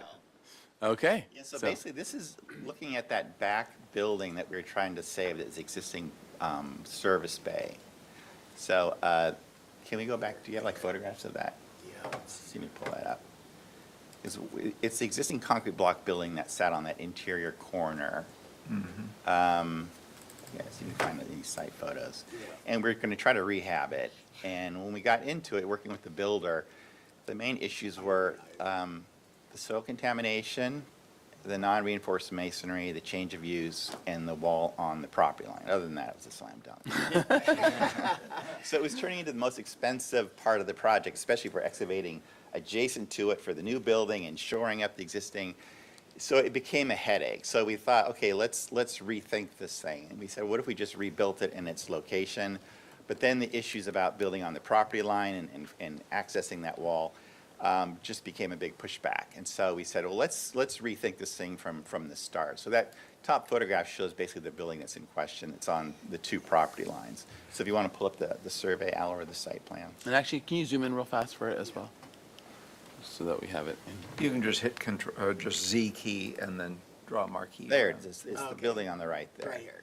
So we were going to be keeping that in its location, and basically it's on the property line shared with the Wildcat property, and it's on the property line shared with the Sonos property.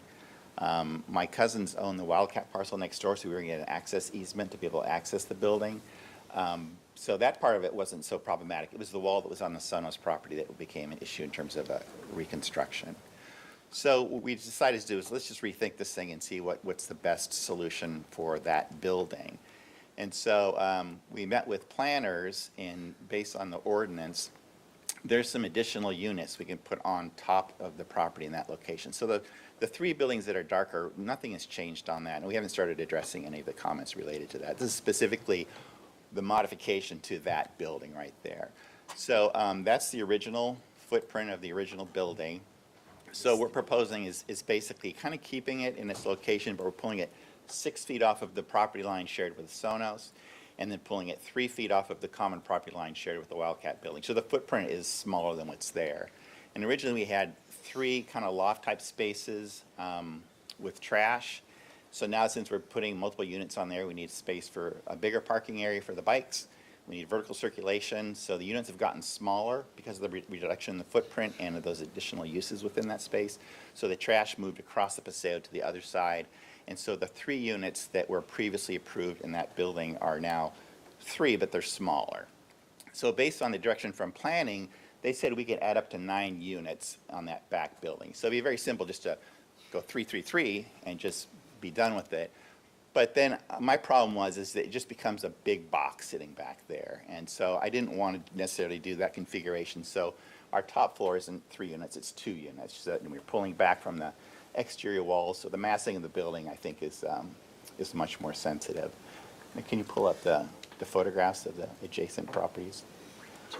So I was going through a tour of the neighborhood and looking at basically other buildings in the area and how their interior elevations are treated, like the idea. This one here? No, the inspiration photos. So we basically, it was the buildings that look into, don't jump ahead now, Al. There you go. So these are some of the buildings that are in an area that basically they don't have their street frontage. They're just articulated in terms of what you see from the interior property. And for me, there's some interesting elements there. So the top left is the News Press building. Below that is the Lion building that we're all familiar with. And then there's the side of the Wildcat building, which is a panel with a painted brick. And then there's some details from the existing dealership building that I kind of liked, I thought might be worth preserving. So there's certain elements with each of these neighbors that I thought were interesting. The Lion building, I love the scale of the windows and the steel windows in that location. I like the panel design that you see in the Wildcat, the bar, and actually the dealership building.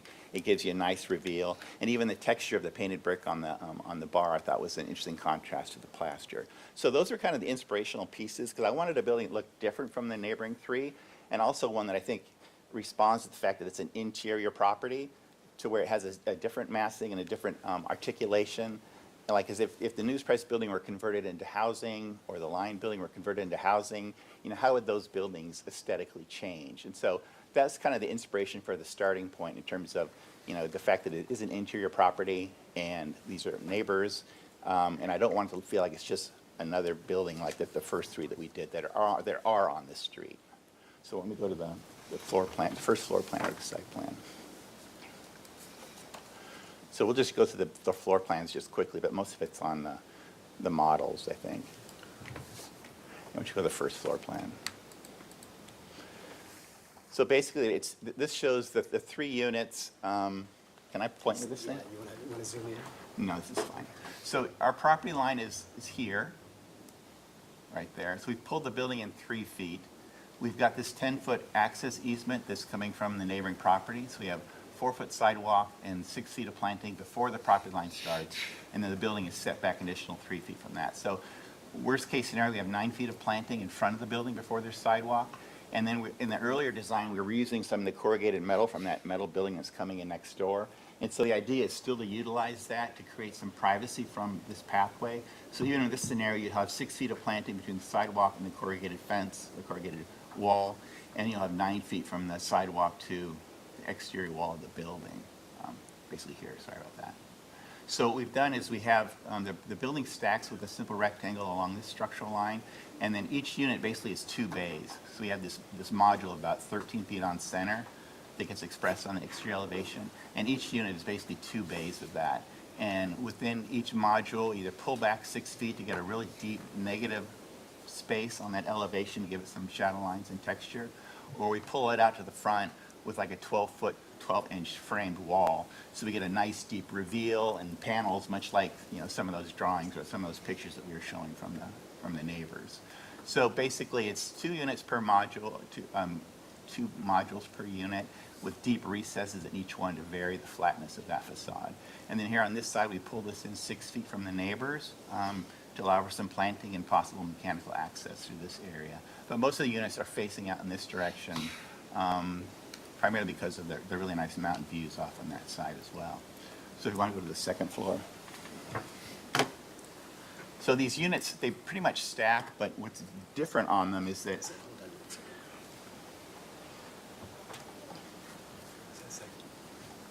yeah. So what's different basically is the arrangement of the balconies.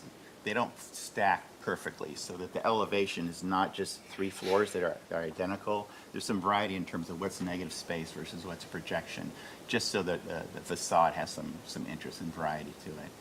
So then on the 3rd floor, it's basically the same as this. And then the 4th floor, like I mentioned, we went with 2 units instead of 3 and pulled them back from the perimeter just to create some nice decks off the top floor and then a more interesting profile from the building. So why don't we go to like the model as seen from the Wildcat parking lot. Okay, so a little bit more. Okay, so basically what I'm looking at is I'm pulling that eave detail off of the dealership building and making that our typical eave connection. I like the panels that we're seeing on some of the neighbors. So each of these modules is defined by that recessed panel. So like I say, this is a 12-inch deep framed wall with a 2-inch deep panel. And this could be either painted plaster or painted brick, but something that basically fits this module. And so these columns, which kind of follow the structure of the building, are consistent, and they create this really clean, almost industrial uniform facade across the front. But what I intentionally have done is then we've got negative space, negative space, negative space, negative, negative, negative, negative. So it's not just like balcony stacked and then projections and then balcony stacked. So that this facade has more of an organic arrangement in terms of negative space, just so it's not so predictable and consistent and rigid. And I think part of that is coming from when we reuse this corrugated metal, it's got this funkiness to it that is kind of surprising. And so I didn't want the building to be too structured or formal. I wanted this to have a little bit of a whimsical, organic feel to it because this corrugated metal can be quite an extreme addition to the project. I was out there just today, and there's parts of it that are covered with graffiti, parts of it that are painted over graffiti, part of it's rusted, part of it's old signage. So when we start putting this together, it could be this crazy quilt of graphics or not, but it has the potential of being something that's kind of very, very funky. So not knowing how that's going to drive the aesthetics of this elevation, that's something that we need to explore. Additionally, we've got the balconies here that are set back 6 feet, so it's a nice deep reveal. If we were to use that same corrugated metal across these balcony faces, that's an opportunity as well. But it's primarily organized around this 13-foot module and then these 6-foot deep recesses that are balcony spaces up above. So, for example, the downstairs units, this sill is 6 feet off the floor and goes up to 12, and we've got 9 feet of planting in front of it. So this is kind of like Meridian Studio sill height, where people walking by aren't going to be looking into it. And then there's access from this bedroom into the patio for fire egress and things like that. So you have these nice deep reveals. And then upstairs, you have the 2 units that are pulled back with decks on 3 sides, basically. And then down below here, am I going to do this? There you go, that's it. You hit that. Yeah, here we go. It's not doing it. Here we go. You're I'll let you almost do it. There's another view from the Sonos parking lot, showing it adjacent to the proposed building. And then you have the Chapala view as well. Yeah. There it is from Ortega. Up there, about Macy's. Yeah, here, this one here. Right there. So it shows the back building. So it has a similar profile to the Beacons building where it steps up from 4 stories to 3 stories. Maybe possibly change the color slightly on this building just to make it feel like it's more different from the original ones.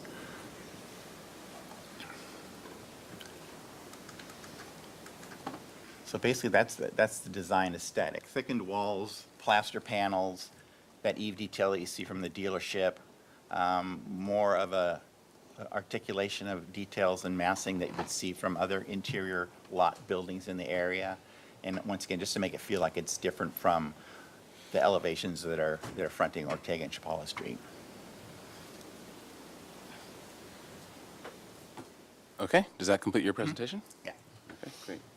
All right, so let's go to public comment. Any member of the public in this room want to comment? All right, not seeing anyone. Go to virtual public comment. Thank you, Chair Grumbine. If anyone participating on Zoom would like to speak on this item, please raise your hand and we can call on you. Not seeing any raised hands, and we did not receive any written correspondence, so back to the commission. All right. So this is for project design approval. So let's just start with commission questions. Mr. Chair, Yes. the plaster panels you're talking about, are those just railing height? I'm unclear about it because it's dark above there, so it looks like it's a balcony, but Can you go to, like, okay, Yes, here. here, the middle screen. Okay, so those recessed panels, basically you see, Can you zoom in? yeah, hit the Z key and just draw a marquee around part of it. Like this.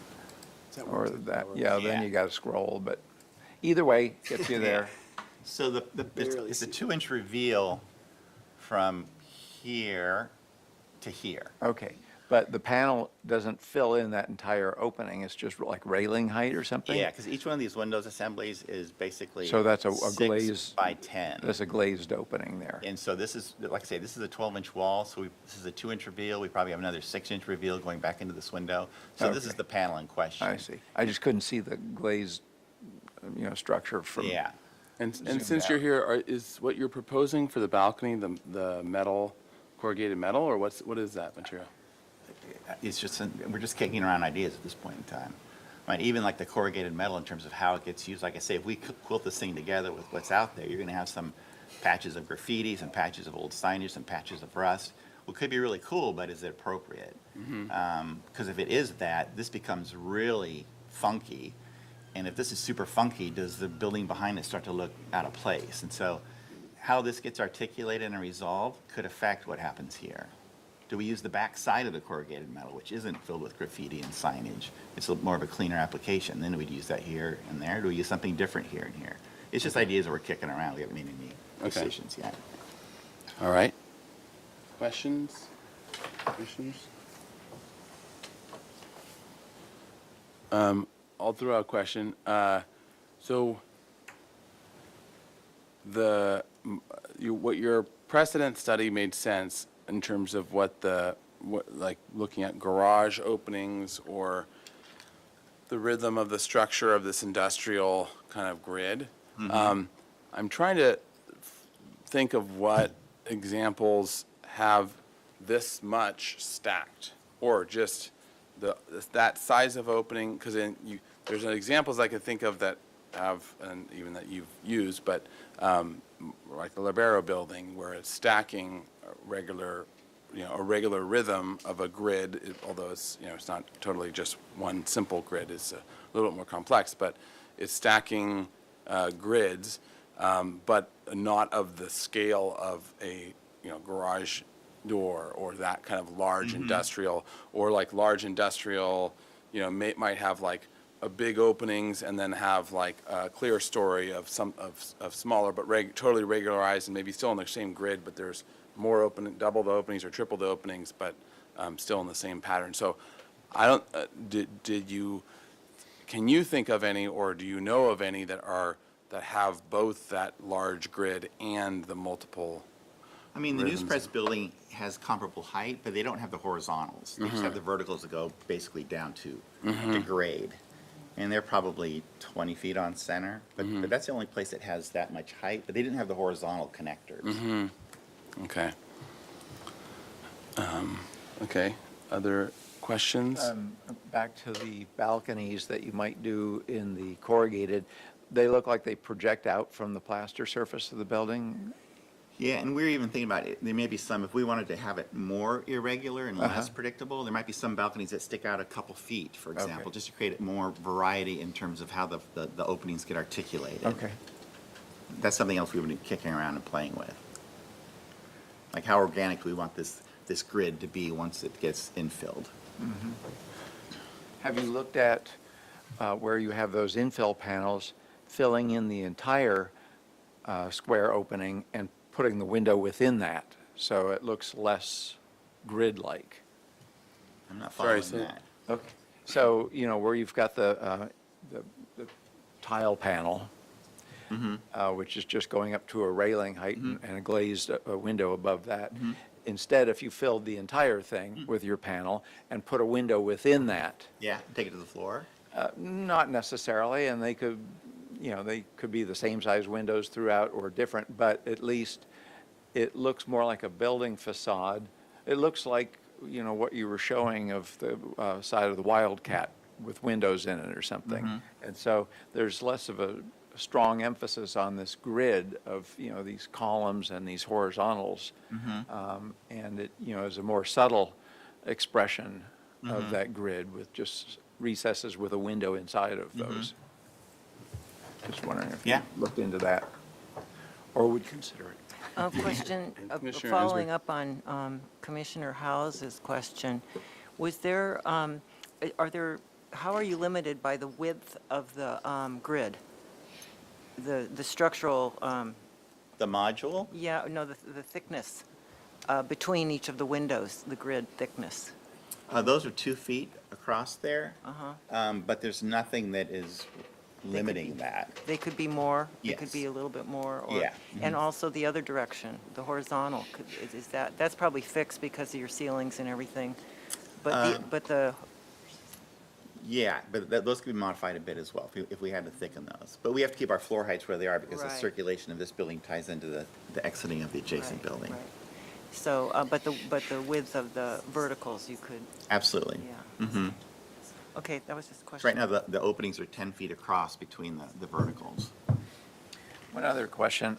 I seem to recall when I was reviewing these plans before the meeting, there was a photograph somewhere of something that was like this, but it was multicolored and looked like an old industrial building. Is that in here or? No, okay, I don't know. You were in an ABR file. Yeah. No, I don't know So, where I saw it, but I thought, that's going to be hard to approve. so I have a somewhat related question to this, and maybe it's partly staff, but also partly to the applicant. So the previous building was a industrial building that you were modifying to get it to work with add housing, right? So now that this is a new building, the modification, this is a sort of staff clarification question too, the modification rules no longer apply, right? Because typically, or not just typically, but we have to make the EPV findings that this is a Spanish colonial revival building now, as opposed to making the findings that it was, and it's sort of even though it wasn't a historic building or didn't qualify, right? This was not a no historic building or qualification, but it was still a modification of the existing without sticking a bunch of Spanish doors and windows and whatever in it because it was modifying it. So that I just want a point of clarification on that. Mr. Chair, that's correct, yeah. So this is a new building and subject to EPV design guidelines. And my question would be like, is the aesthetic of the Lions building or the News Press building as their interior lot elevations, are those elevations acceptable in EPV? Yeah.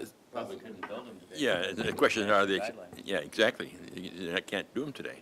So, and I would say it's probably the Lions building more than the News Press. And a simplification, so then that's I think where there's going to be, if you're going to go down that route, there'll be that careful line to walk between being Spanish enough to be able to claim that. Yeah, and one thing that's came up from my exploration is when you're in the middle of all of these blocks up and down State Street, you've got a certain articulation of facade on the street, but what's facing in towards these parking lots, they're a lot simpler. And so my thought is, does this building then warrant that sort of articulation? Because that's very consistent in downtown, even the 50th building, the facade is very articulated, the back is just painted brick, there's nothing to it. So, I mean, is that articulation valid in the El Pueblo Viejo, because that's the consistent treatment for interior elevations here? Architecture has four sides to it. One good one, though. On a corner lot, two good ones. That's right.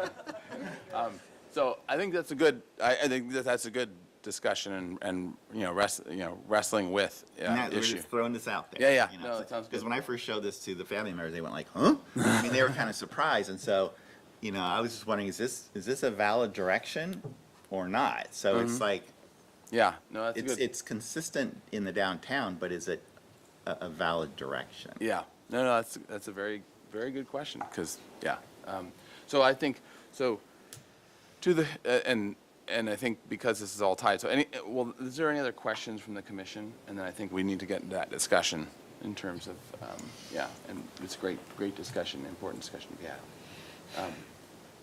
So, okay, I don't see any more questions. So rolling into comments, and even though we're normally not very back and forth in terms of our discussion, I think this is an interesting and valid discussion so we'll be unlike normal. We'll be making it a little bit more of a discussion mode as opposed to just a here's what our comments are mode.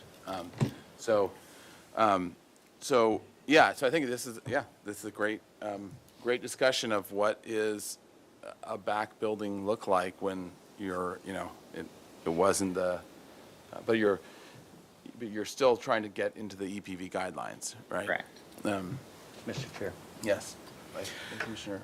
I'll take a stab because I wrote it down here.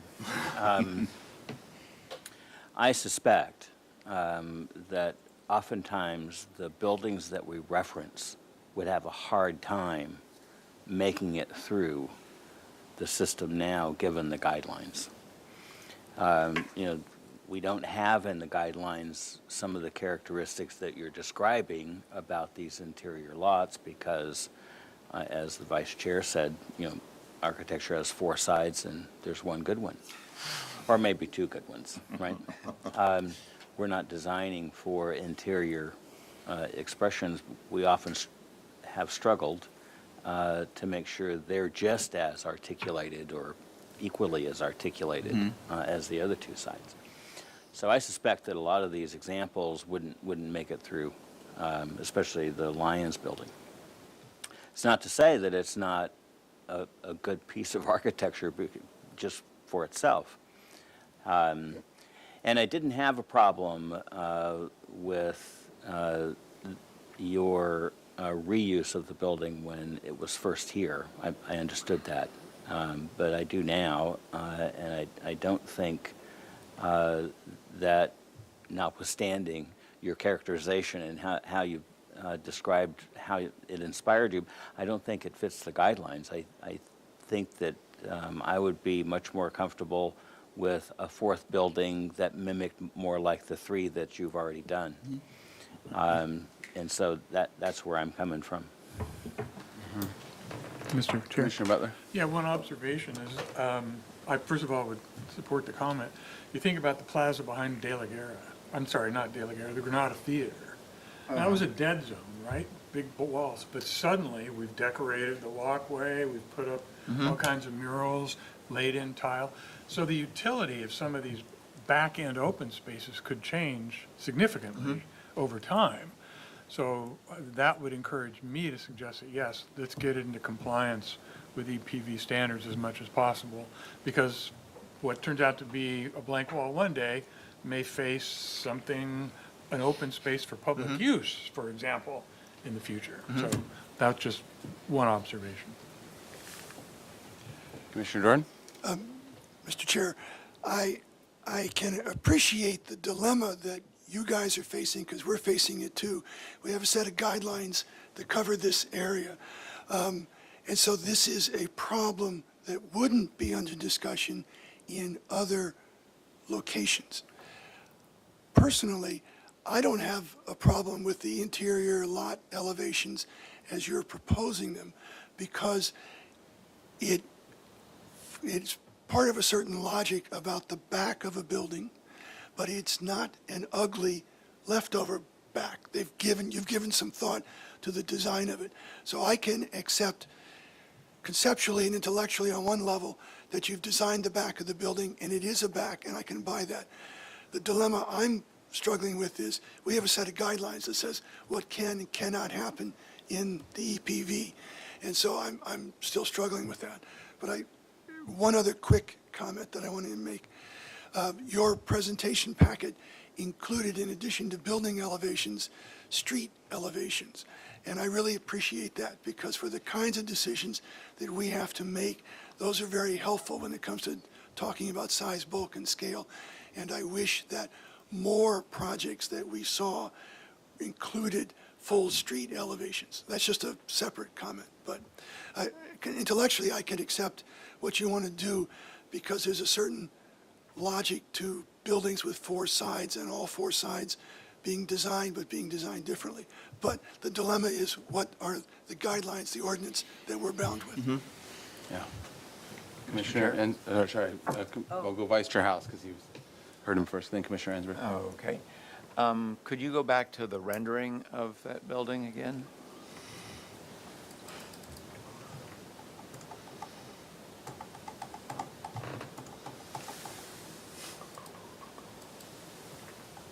There you go. Okay. I would fall into Commissioner Jordan's camp, finding this going in a direction that's approvable.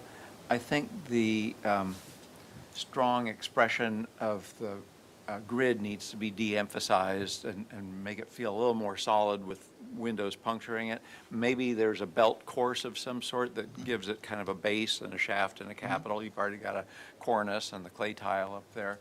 So I think there's some nice things happening on it. I think you could massage this and it would be probably pretty close to fitting the guidelines. Did you emphasize the structural expression on the elevation? Yeah. All right, Commissioner. Okay, thank you. Thank you for this discussion. It's so interesting. This is really, what I see is very interesting about this. It's like a reversal. This was the building that was here before. And then you built the Spanish Colonial Revival one around it. So that's the new one. This was the older one before you made this new one here. So just to kind of really complete, but I kind of, so now I like the preservation of this history, of this sort of, this building that was behind there. And that was what I really loved before when we talked about it the first time.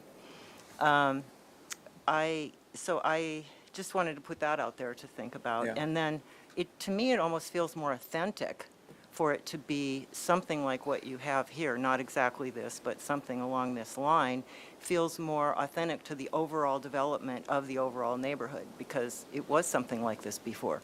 So I would be really, and I agree with Commissioner House, that I think you could, there's some ways you could go with it to keeping that in mind, that you could kind of bring that out and that it could work.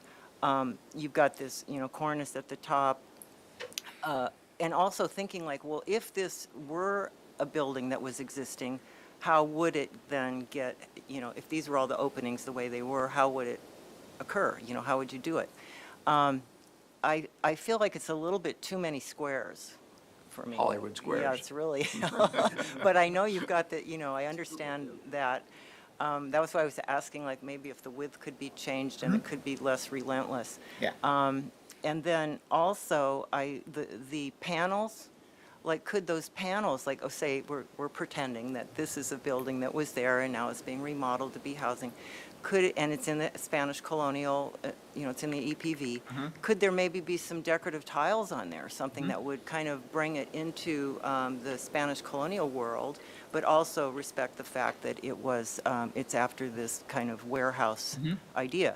So that was one thing. I think that the corrugated metal could be really interesting. I'm very intrigued by that. The other thing is of course, the deep recess, and we're just seeing these black squares, rectangles right now. If the windows, color on the windows, not black glass, so that it didn't have such contrast, I think that would really help a lot. And of course, I know this is on the north side, but you can just imagine, like, if there were some little, canopies coming out, it could be quite, that could be quite beautiful. So those were just some thoughts I had about how you could, make this kind of come in, soften it a bit to come into that world. But I just wanted to support the overall idea of allowing something like this here, that something like this was here before.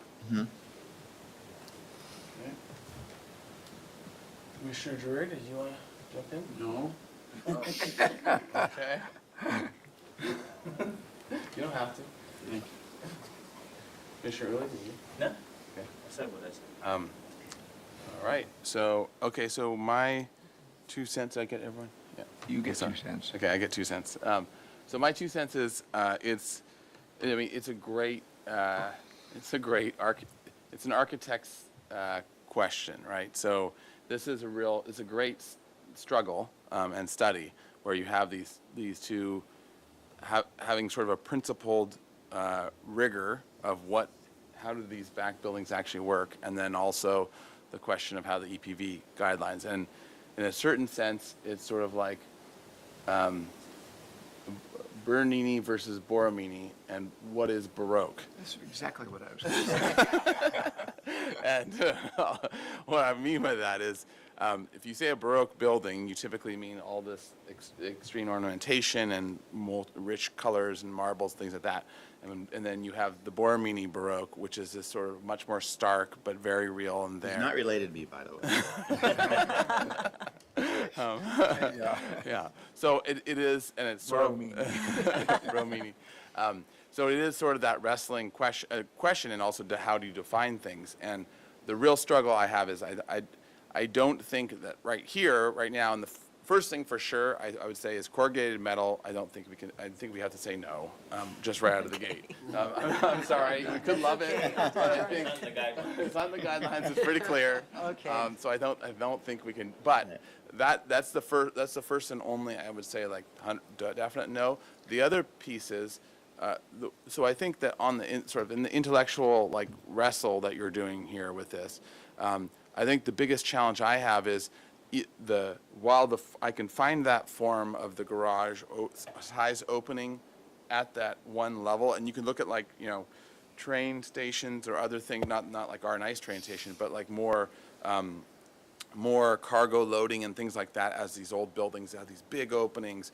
But I still struggle to find ones that have big openings repeated. And I think that's in my mind, that's one of the big challenges to even this feeling like a rehabbed Spanish colonial revival building is like, I try to imagine what was that building, and to have openings this size, what could it have been to have this pattern and size? And I think that I don't see it being answered here yet. And there might be other ways of infilling and playing games or doing other things that make it believable as something else. So I think that's the real question in my mind is, what was this building? What was it? And then going from there into what you make it. So I think it's a tough challenge. I don't think it necessarily needs to have a bunch of ornamentation or things like that, but I do think that even at the composition level, it needs to answer that what is it question, or what was it before it became this. And right now the grid is just pretty relentless and stacked, and I think that's fighting it. So, but those are my feelings. I think there's a range, and there's a range of thought based on the struggle. And I think that number one, we really appreciate that you are actually taking on that struggle and not just copy and pasting and and doing more of the same automatically, and actually really trying to address what would this be like in the middle of the block. But I think it seems like that struggle at least wants to tip a little more towards, somewhat more towards ornate, but also answering the question of what was it? Right. So. So those are my thoughts. So I think that we've kind of had this range of struggle, and we really appreciate for sure that you're having the rigor to actually do that question, and I think that's very admirable, and a really tough question at the same time. Mr. Chair? Yes. A couple other comments about that fourth story. And the windows that are coming very close to the corner seems kind of too contemporary in expression, and they might be further away, have more plaster. And also, the first 3 stories, there's a tall forehead above the third-story windows, which is kind of conflicting with a shallow forehead on the 4th floor. So, and that might be another opportunity to kind of elongate those upper bays, make them taller or something. So it just gives a little bit more order. Or give another course or something that breaks it up. Something, yeah. Because that's the function of a 42-inch high wall Oh, on the upper because that's a, floor yeah. terrace. Okay, I see. Yeah. But it might be a way of giving another horizontal division. It doesn't make it feel so top-heavy. So, okay, so in the spirit of trying to give, well, I guess to the applicant, where do you want to go with it from here? Do you want to continue trying to work with this and this wrestling problem, or do you see a direction that you're wanting to go? Well, what I'm hearing is probably de-emphasize the rigidity of the express structure. So in terms of the width of the openings don't have to stack, the horizontals of the openings don't have to connect. And so just from that, try to soften that a little bit. I mean, it's very easy to take a very rigid geometry and push it to something that's very, more elastic or something. So, but I think if I de-emphasize the structure, I think that's what I'm hearing more than anything, and just see how that affects the articulation of the facade. Mr. Chair? Yes. I think the appropriate move is not to give it a revised project design approval today, because, it's not a matter of just needing the details at this point. Oh, yeah, I agree. Yeah, just to continue it indefinitely, I suppose, for you to get back on an agenda with whatever you come up with, because I think you heard us, and Who knows what that is? who knows? Yeah, okay, that sounds good. I think that should work. All right, I'll make a motion for an indefinite continuance with the comments you're about to make. all right. Second. Let's say, so all corrugated walls. You gave me a blank check there, so. I don't actually mind the corrugated, not for those fences. Okay. I think that- Graffiti enhanced, there we go. Would that encourage more graffiti, though? Yeah, that's true, unless you put it in a frame, maybe. Yeah. Okay, so the comments are, the commission very much appreciates the thorough study of in-block buildings and the rigor, architectural rigor, which the applicant has come with, trying to make the design fit into the mid-block structures of historic Santa Barbara. Some of the things to adjust and improve would be the corrugated metal is not appropriate as an EPV material and will need to be changed in balconies and elsewhere. To restudy the facade, especially to make the grid less rigorous, the structural grid less rigorous and obvious, and yeah, to restudy there. I think that'll work. I didn't hear any, maybe that could be part of the discussion. Is there any the third and fourth story? I know this right now feels like a much more massive beast because of the grid, but is in general with the mass and the mass bulk of this, is there anyone with initial inclinations that needs to come down? No, I think from the renderings, it fits in nicely. Yeah. Okay. I'm okay with it. It's in the middle of the block. Yeah. Yeah. We saw the images, Yep. the other, from Chapala. Yeah. Okay. So in general, the mass, bulk, and scale, as refinements will come, but in general, mass, bulk, and scale is acceptable. As submitted. And then also to look at ways of softening, including canopies and fabrics, as well as tile and color. So looking at ways of making the facade less harsh and to make it softer.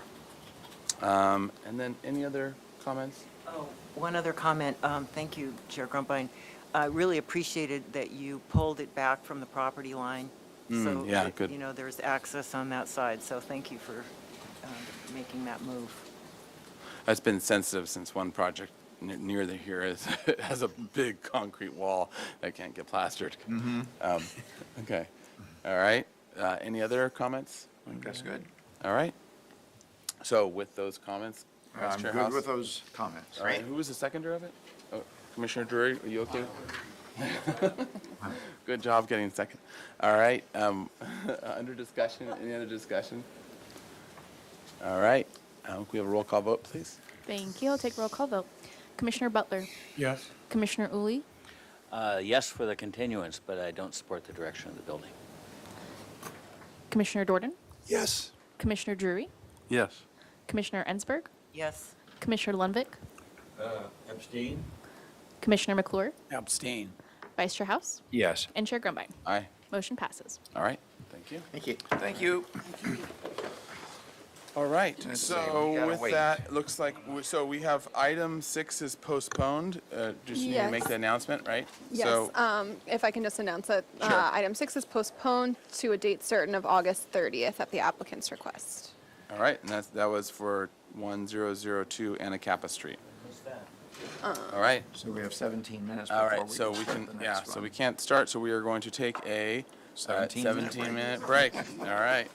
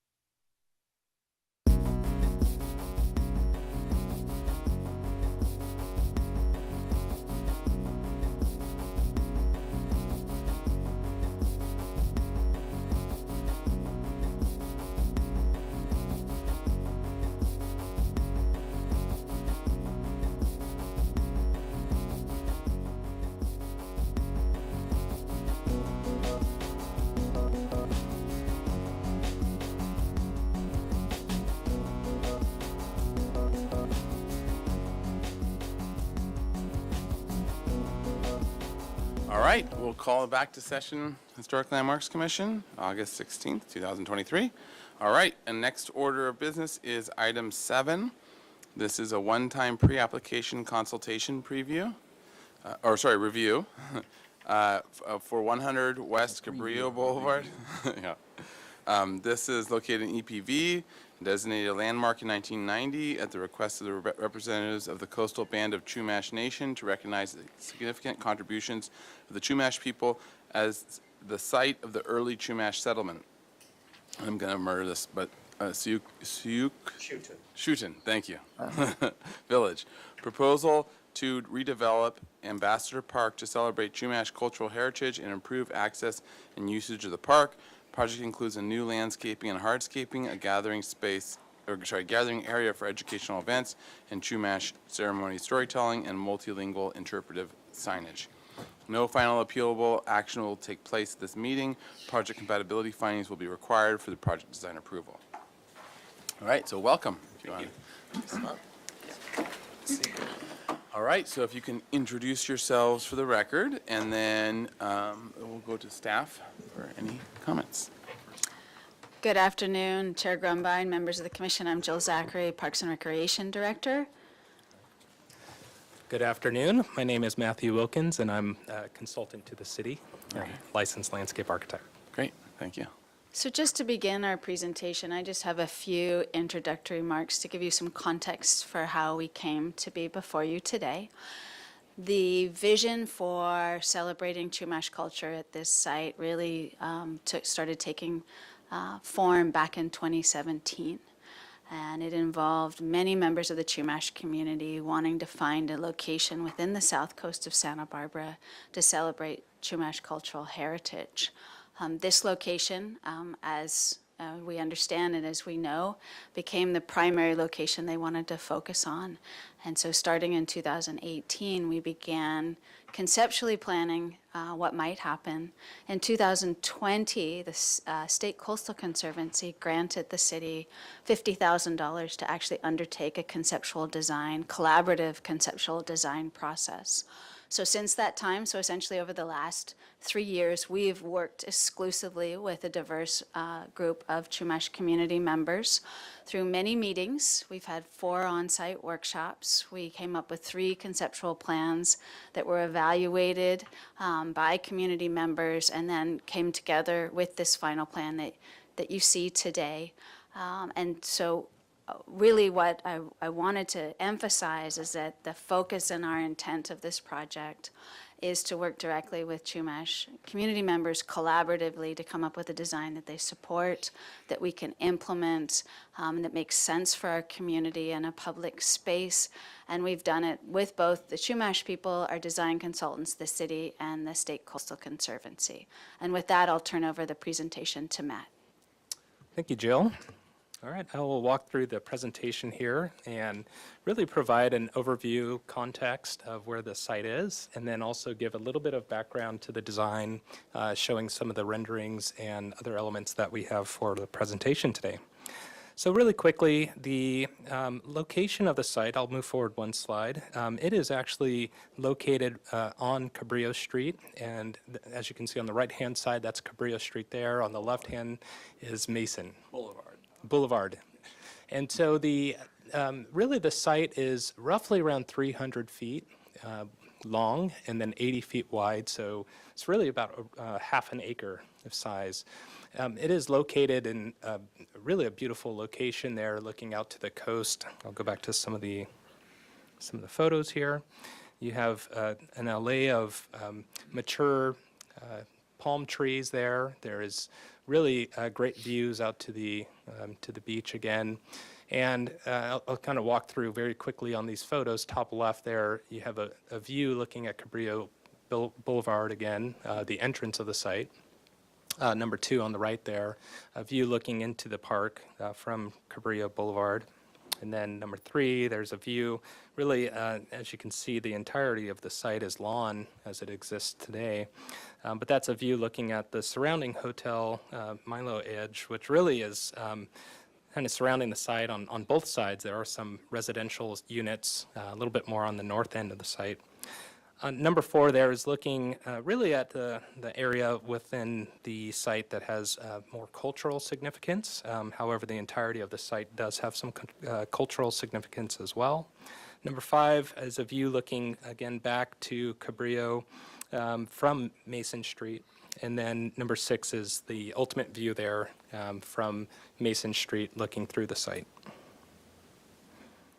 So I'll walk through the design relatively quickly.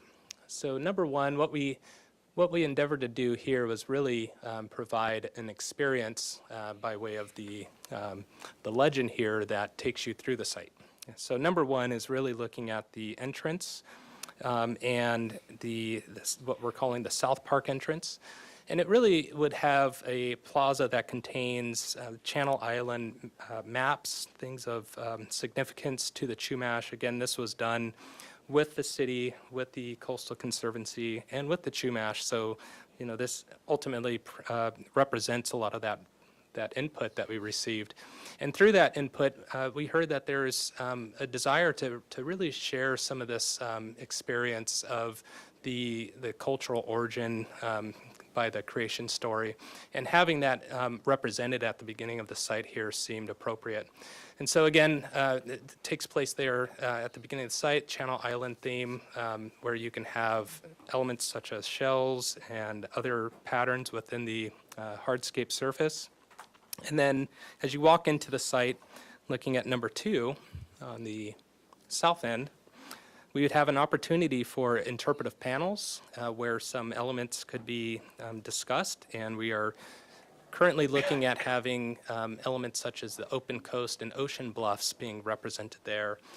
There was a discussion amongst various Chumash representatives that, you know, really this site was significant for a variety of reasons, but a lot of it was externally too. And so we wanted to represent that with some of these interpretive panels and how the Chumash historically used this site in the surrounding area. So that's represented on number 2 there with that interpretive panel. And then likewise on number 3, you see there's a opportunity to speak to the creek and marsh habitat that was prevalent around this area. Number 4, really, we have this area where there's a convergence of the 2 paths. And this village name, Seokston, actually means really the winding of 2 paths or crossing of 2 paths. And there's a couple interpretations. One was a divergence and one was a crossing. So we really wanted to express both, really from the entrance of the park and then this crossing area here. And with that, there's an opportunity to really have some area to have refuge and have some contemplation and really come off that path slightly. And that is occurring both in those areas of number 4, but also in the DG paths that wind around the site. And I'll talk about that a little bit more in depth. Number 5, there's area on the edge here where we have some ethnobotanical vegetation that occurs, and really that would be on both sides of the site where there could be some representation of Chumash plants of significance, and that would be done, of course, in collaboration with the city and the Chumash as we move forward with the project.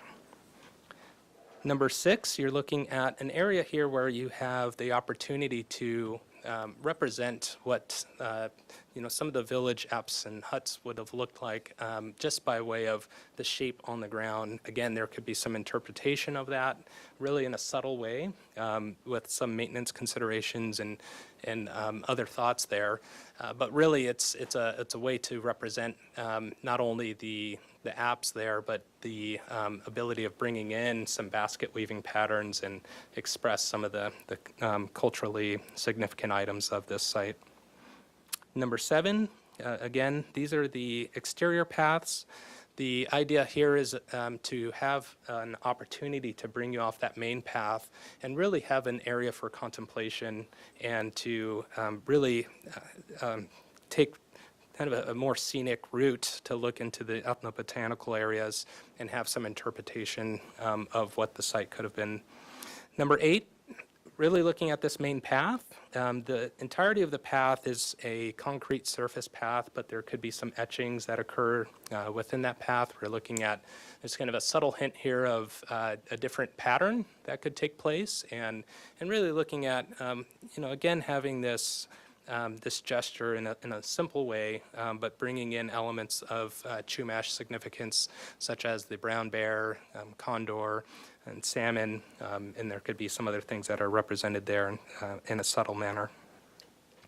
Number 9, we're looking at the gathering circle, which is set off of the main path ever so slightly. It's also positioned on the northwest end of the site to where those views become more exaggerated. And the thought is that this would be raised up slightly from the existing surface of the site for a number of reasons, primarily to help preserve the culturally significant elements there, but also to provide some views and to have a bit more of an area for celebration and gathering. Within that plaza there, gathering circle, you have the opportunity to bring in boulders and put those in the cardinal positions of north, south, east, west, which represents some significance to the Chumash culture as well. Number 10, again, we're looking at the west end of the site at some interpretive panels where we can speak to the oak woodland habitat that is actually to the west of the site here. And then number 11, we're looking at a similar gesture where we're looking externally to the site at the mountain chaparral habitat that was used by the Chumash. And I will have some images here to further explain and show what we were thinking for those interpretive panels with the Chumash. And then finally, on the north end of the site, there is another entrance exit, but really we are exploring using Santa Barbara sandstone in the curb there and having some etchings in the walkway, really trying to tie into the historic nature of this site as well and the surroundings. All right, so with that, and I can go back to the map, but just to quickly show what some of these ideas look like in pictures. So number 1, again, that's the entry plaza. We are looking at materials, possibly a lithocrete material or some type of seeded aggregate where you bring in some type of shells and other things of that nature. Number 2, again, is that interpretive panel opportunity, really speaking to the open coast and ocean bluffs. Number 3 is the eastern corner interpretive panel where you have some opportunity to speak to the creek and marsh habitat. Number 4, again, are those 2 subtle carve-outs there for seating.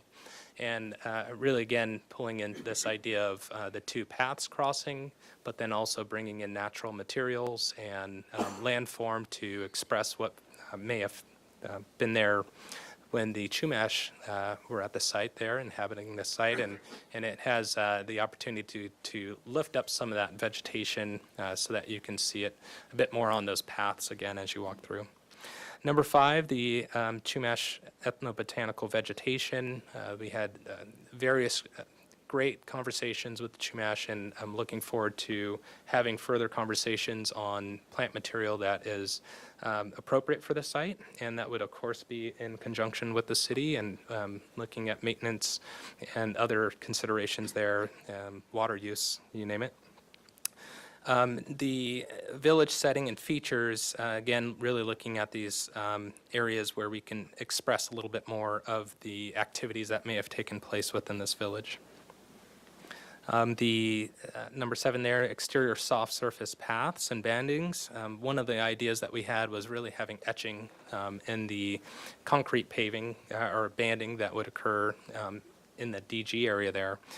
Again, subtle ways to really bring in some elements of significance. It could be Chumash words and other elements there. Number 8 is the interior firm surface path, again, expressing what that could look like. Number 9 is that gathering circle and looking at what some of those materials could look like. Number 10 is, again, that oak woodland habitat, looking at ways of having some interpretation of that. Number 11 is that mountain chaparral habitat, and again, having an interpretive panel that speaks to that. And then finally, number 12, the entrance at the north end of the site. All right, so with that, we have some conceptual renderings that we put together. really to help illustrate what that would look like as you're journeying and walking through the site. The top left view there is again from the main entrance as you go into the site. We are looking at potentially some stack or type of pilaster rock formations there that could be done in a subtle way, but give some expression of entrance and really signalize that you're going into a space of significance. On the top right there, the view again of that walkway as you're going through the site and how this could be really a nice contemplative and experiential space where you have a lot of opportunity for the vegetation to really have some meaning and expression to the user. And then on the bottom left, again, looking at that village setting. And then bottom right, the view within that gathering circle, looking back into the bluff areas there. And then finally, we have some sections and elevations to further describe what this site looks like in terms of what we're envisioning, the mounding and then some slight depressions that are occurring within the site. On the left-hand side here, that's again the north end where you have that gathering circle and it is raised up ever so slightly. Not eclipsing views, but really allowing for an opportunity to have some views through the site and into the surrounding area. And then on the right-hand side, of course, have to think a little bit about the drainage and some of those elements that would take place here. And we wanted to tie that in again to some of the cultural elements in the marsh habitat. So you have that opportunity with that dry swell and some of the landscaping there as well.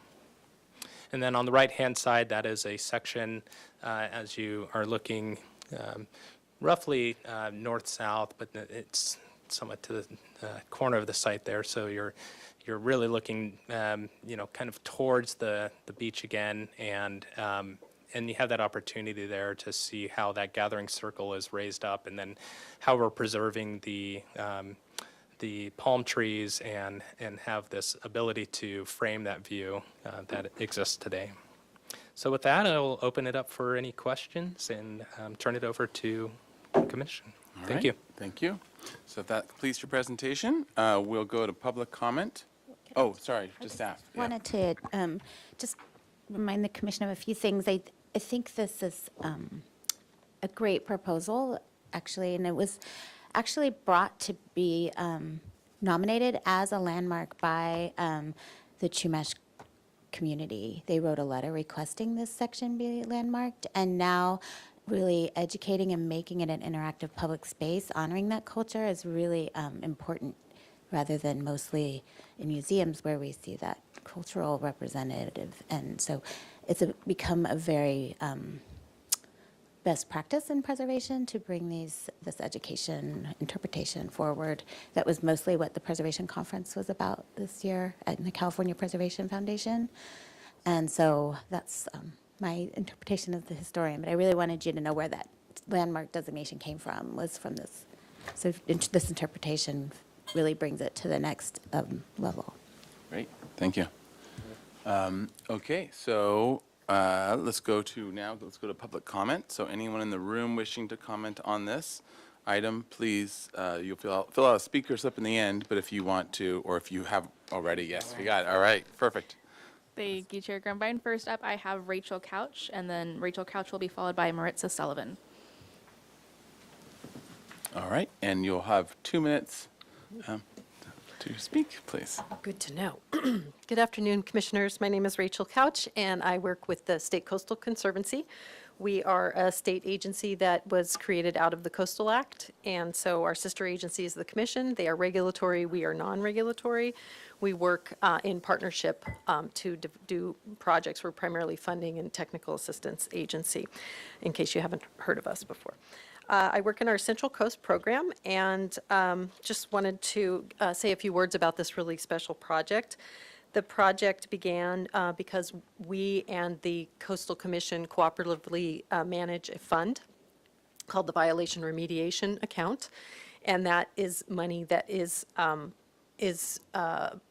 that comes from fines from violations. And at the Bacara Resort, there was a violation that impacted cultural resources, natural resources, and public access resources. And so in discussions with the Coastal Commission about how to spend this money, we really wanted to have the money go towards a project that was a significant cultural project to the local Chumash community.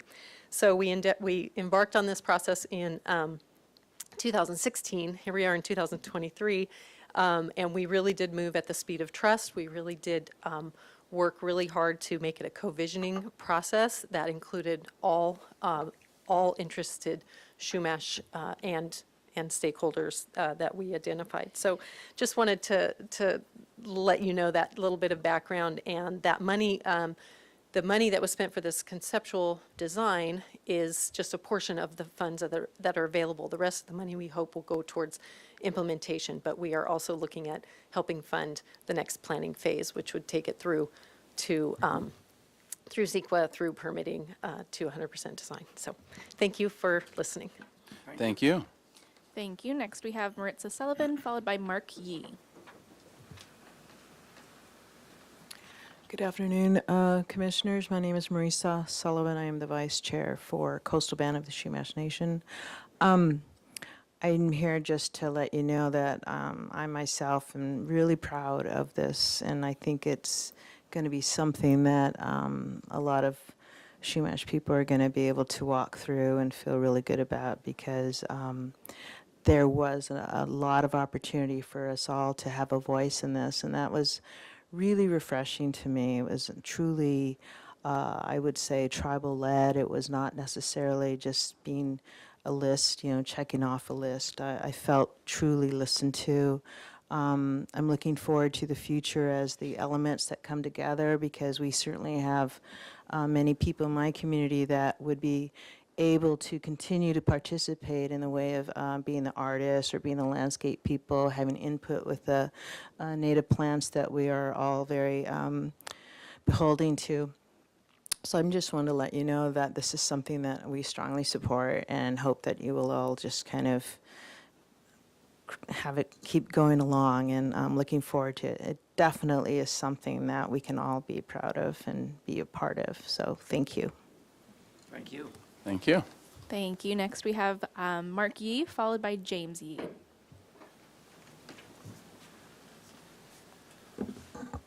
Hi, good afternoon, Commissioners. My name is Mark Yee, and my grandmother is Mary Yee. She was the last native Chumash speaker of the Barbareño dialect. And my ancestors are from the following villages. Sorry, I'm not very good at Chumash. So, Siguaya, Sakaya, Shniwa, Mi Asap, Stuk, Mikyu, which is Dos Pueblos, Kaswa, Alak Ash, Xanayan, and Siktun. My great-great-great-grandmother, Maria Ignacio, was born at Siktun in 1798. There was a creek named after her that parallels Patterson. And she was the last living person born at that village. And she died in 1865. And my fourth grandfather, her father, was the last chief at Siktun. So back in 2017, when the Coastal Conservancy approached us about the idea for the Bacara remediation funds, I immediately thought of Ambassador Park. For most of my life, I didn't know that was a park. I just thought it was part of the hotels right there, or just a green space. But now I run past it most days, and I think this is where my ancestors were born, this is where they lived, this is where they died. And a lot of people walking through the park have no idea that a large Chumash village was there, and that my ancestors, or some of my ancestors, are buried under there, and there's a lot of artifacts under there. So this is just a great chance for us to build something in Santa Barbara. There's not a lot of recognition of the Chumash. There's some streets, of course, out here. There's some paintings. There's some mosaics around town, and there's plaques. But when Rachel Couch approached us, I immediately thought, oh, Ambassador Park is a great spot. It's in an urban area. It's a high traffic area. The ships, people that are disembarking, the tourist ships go there.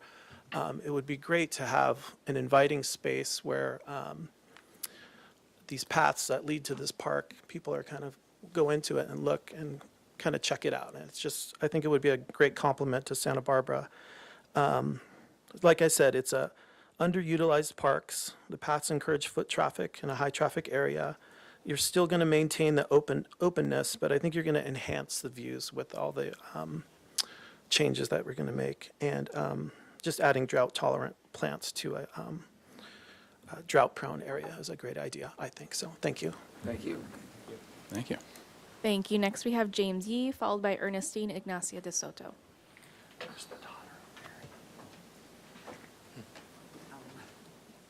Good afternoon, members of the commission and members of the public who are watching. My name's James Yee. I'm a member of the Chumash community. There's several reasons why I support this project. The first reason is that it respects the land. That land there is super important. It's been documented historically, written documentation from the Cabrillo expedition of people living there, probably for a long time before then. People were also living there. The second reason is that I believe it really respects the ancestors. So as my brother Mark was saying, my family and a lot of other families do have ancestral connections to the land. So now if you go out there, you can see, for example, carpets from the hotels being washed on the grass, dogs doing their business on the lawn. So I think it's a really respectful action for this land. The third point I'd like to say is that it's really brought together various groups in our really, really fractured Chumash community. So in that sense, it has a really, really strong healing effect, this project. The last one is something my brother touched on, is the glaring deficiency of the city of Santa Barbara honoring Chumash culture and history and heritage. And I think this is a really, really great way to do that.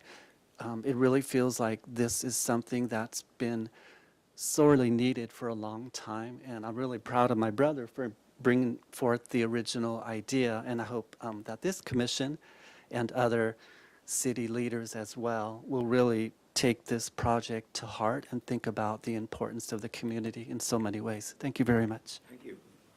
Thank you. Thank you. And my last speaker slip is for Ernestine Ignacia de Soto.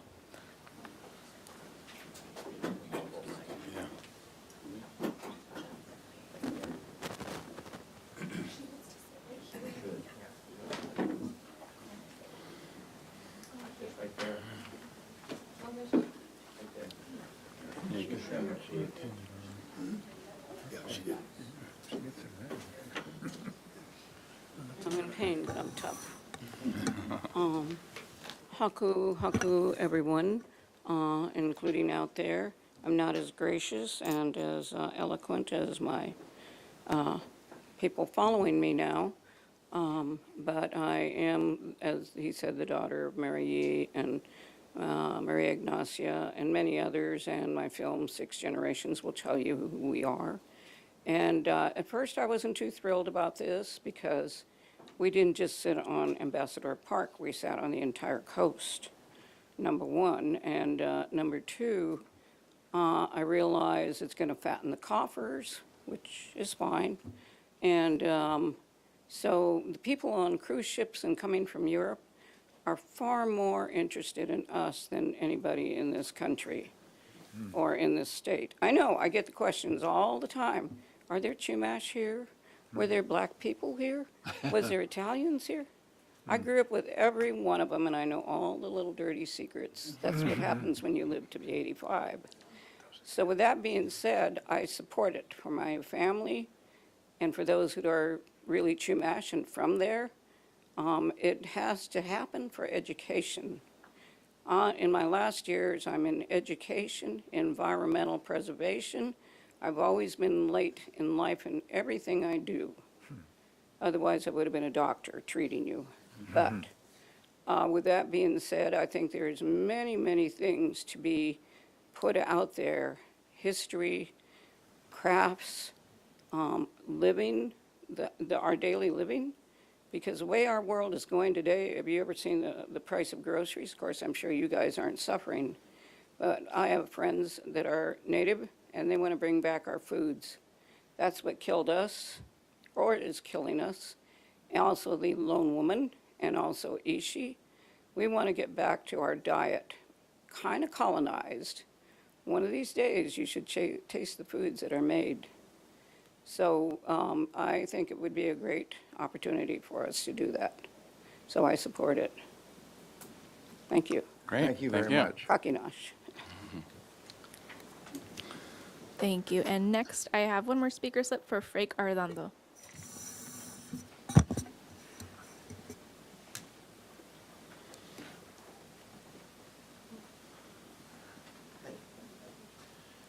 Hello, my name is Frank Arredondo. I am a Chumash descendant for the village of Tipu and Shalawa, which makes me Ospeño and Barbareño Chumash. Went to school for archaeology, and since 2006, I've been doing CRM management, basically reviewing development projects for avoidance of archaeological resources. I've been part of this project since when the Bakara got busted for what they did. I actually know the lady who reported the issue, and she contacted me first, and I said, call the Coastal Commission, and she did. I've seen all of the different proposals that they were offered for what to do with the money, and this one seemed to be the most tangible, feasible, and likely to be a good result, right? Since 2017, I've been doing an educational display across from the park on the beachfront, which talks about the history of this park. Not only the village of Xuchtun, but also the 1800s, where it was run by the Spanish, then Mexico, and then the American period in Burton Mound, and then eventually the Potter Hotel. The last 3 years, I've been doing a display during fiestas that cover all of this. What I can tell you from my experience of doing this is that before I did this, people walked by that park, saw the palm trees, took a photo, and walked away. They had no idea what the history was. Now, they stop, they see my exhibit, they look around, and someone asked me, does it take away from the mosaic that's already there? And I say, no. They stop and linger and then look down at the mosaic. Before I did my display, people just walk right by, completely oblivious to what was below them. The other thing is that someone mentioned to me that from State Street going towards the harbor, heading west, there's really nothing there. Nothing for people to look at or see or visualize. And I would notice that they would get to the mosaic location, look across, and then decide, do we go further towards the harbor or do we head back to the pier? Most people would turn around.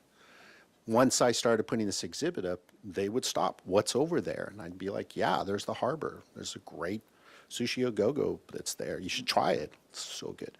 Anyways, the point is we need something in this region, this area, that draws people and gets them to move from State Street to go see this. The ship cruises only travel so many times. What, this year 13, I think, in the winter, and another 10 next year. And they're on weekdays, but it's the weekends that you really want to capitalize, getting people to walk through on that side of the street and visit the park. The concepts that are being presented, I presented a huge document of suggestions, and I'm glad to see that they've used those suggestions. So the outcome of the proposal, I like it. I really do. So I hope that, you guys will dig in, ask plenty of questions, and look at what is the long-term potential for this. Is it going to enrich our community? Last thing I'll leave you with is, do you know who the first mayor of Santa Barbara is? You should. Thanks. Especially with this property. Thank you. And that is the last of my speaker slips, unless there's any other in-person public commenters who would like to come up to the podium to speak. Not seeing any movement, so I'll turn to virtual. If there is anyone on Zoom who would like to speak on the item, please raise your hands and we'll call on you. See, I do have one raised hand already for Jill Denton. Jill will be sending you an unmute request. Please unmute and you'll have 2 minutes to speak.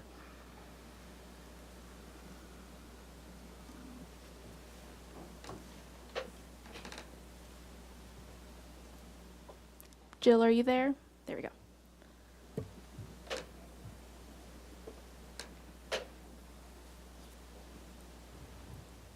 Jill, are you there with us?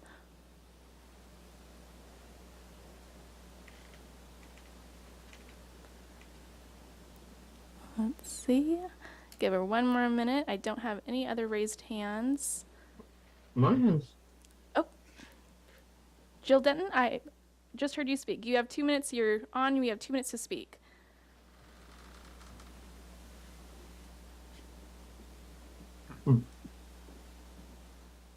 I've got my hand raised. Do you have yours? To the person, Jill Denton, we have you available. You can go ahead and speak if you'd like. Unmute yourself once more. Well, if you're speaking to me, I'm not Jill, so that's not. If you're hearing my voice right now, I'm Ted McDonald. Can you hear me right now? We can, yes. Apologies. Your name on Zoom is coming up as Jill Denton. Well, that's incredible because that's actually my neighbor. I mean, in my neighborhood. So I was completely, as you can imagine, quite confused, expecting her to actually speak. And this is actually not Jill Denton. So this is the odd. Oh, wow. She gave us the link to her Zoom somehow. Anyway, we couldn't. Either that or someone's on someone else's Wi-Fi. Yeah, the link that was on I found it on my Volkswagen to the Zoom meeting didn't work after I typed it in. So we looked around, somehow we got it. So I apologize for the confusion. This disembodied voice does actually belong to somebody who lives at 122 Natoma, so right up here on top of Burton Mound. And I travel all around those areas every day, and I know all the people who just presented for the most part. And I certainly know Frank, and I think he's a great guy, and I love the work that he does. And I do believe there's a great opportunity to share more of the deep and rich stories that this neighborhood encapsulates, and it is quite a rich one. And the Chumash certainly make up the by far the most primordial and important part of it. And then it just reverberates from there. And we all live and cherish the extraordinarily rich cultural life that we all, and in every way, anyone in this room, we know we're all blessed.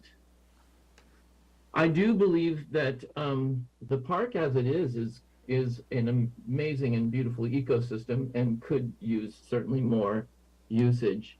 But I do want to point out that the mosaic over there is extraordinary too, and it's quite a historical piece, and it does get a lot of attention, and it also often gets passed by with important maintenance, it's, I think, preserving the things that have been created already should be an important first step in using any of that funding, and including maybe enhancing and helping Frank do a more, I don't know, off-site or mobile stuff.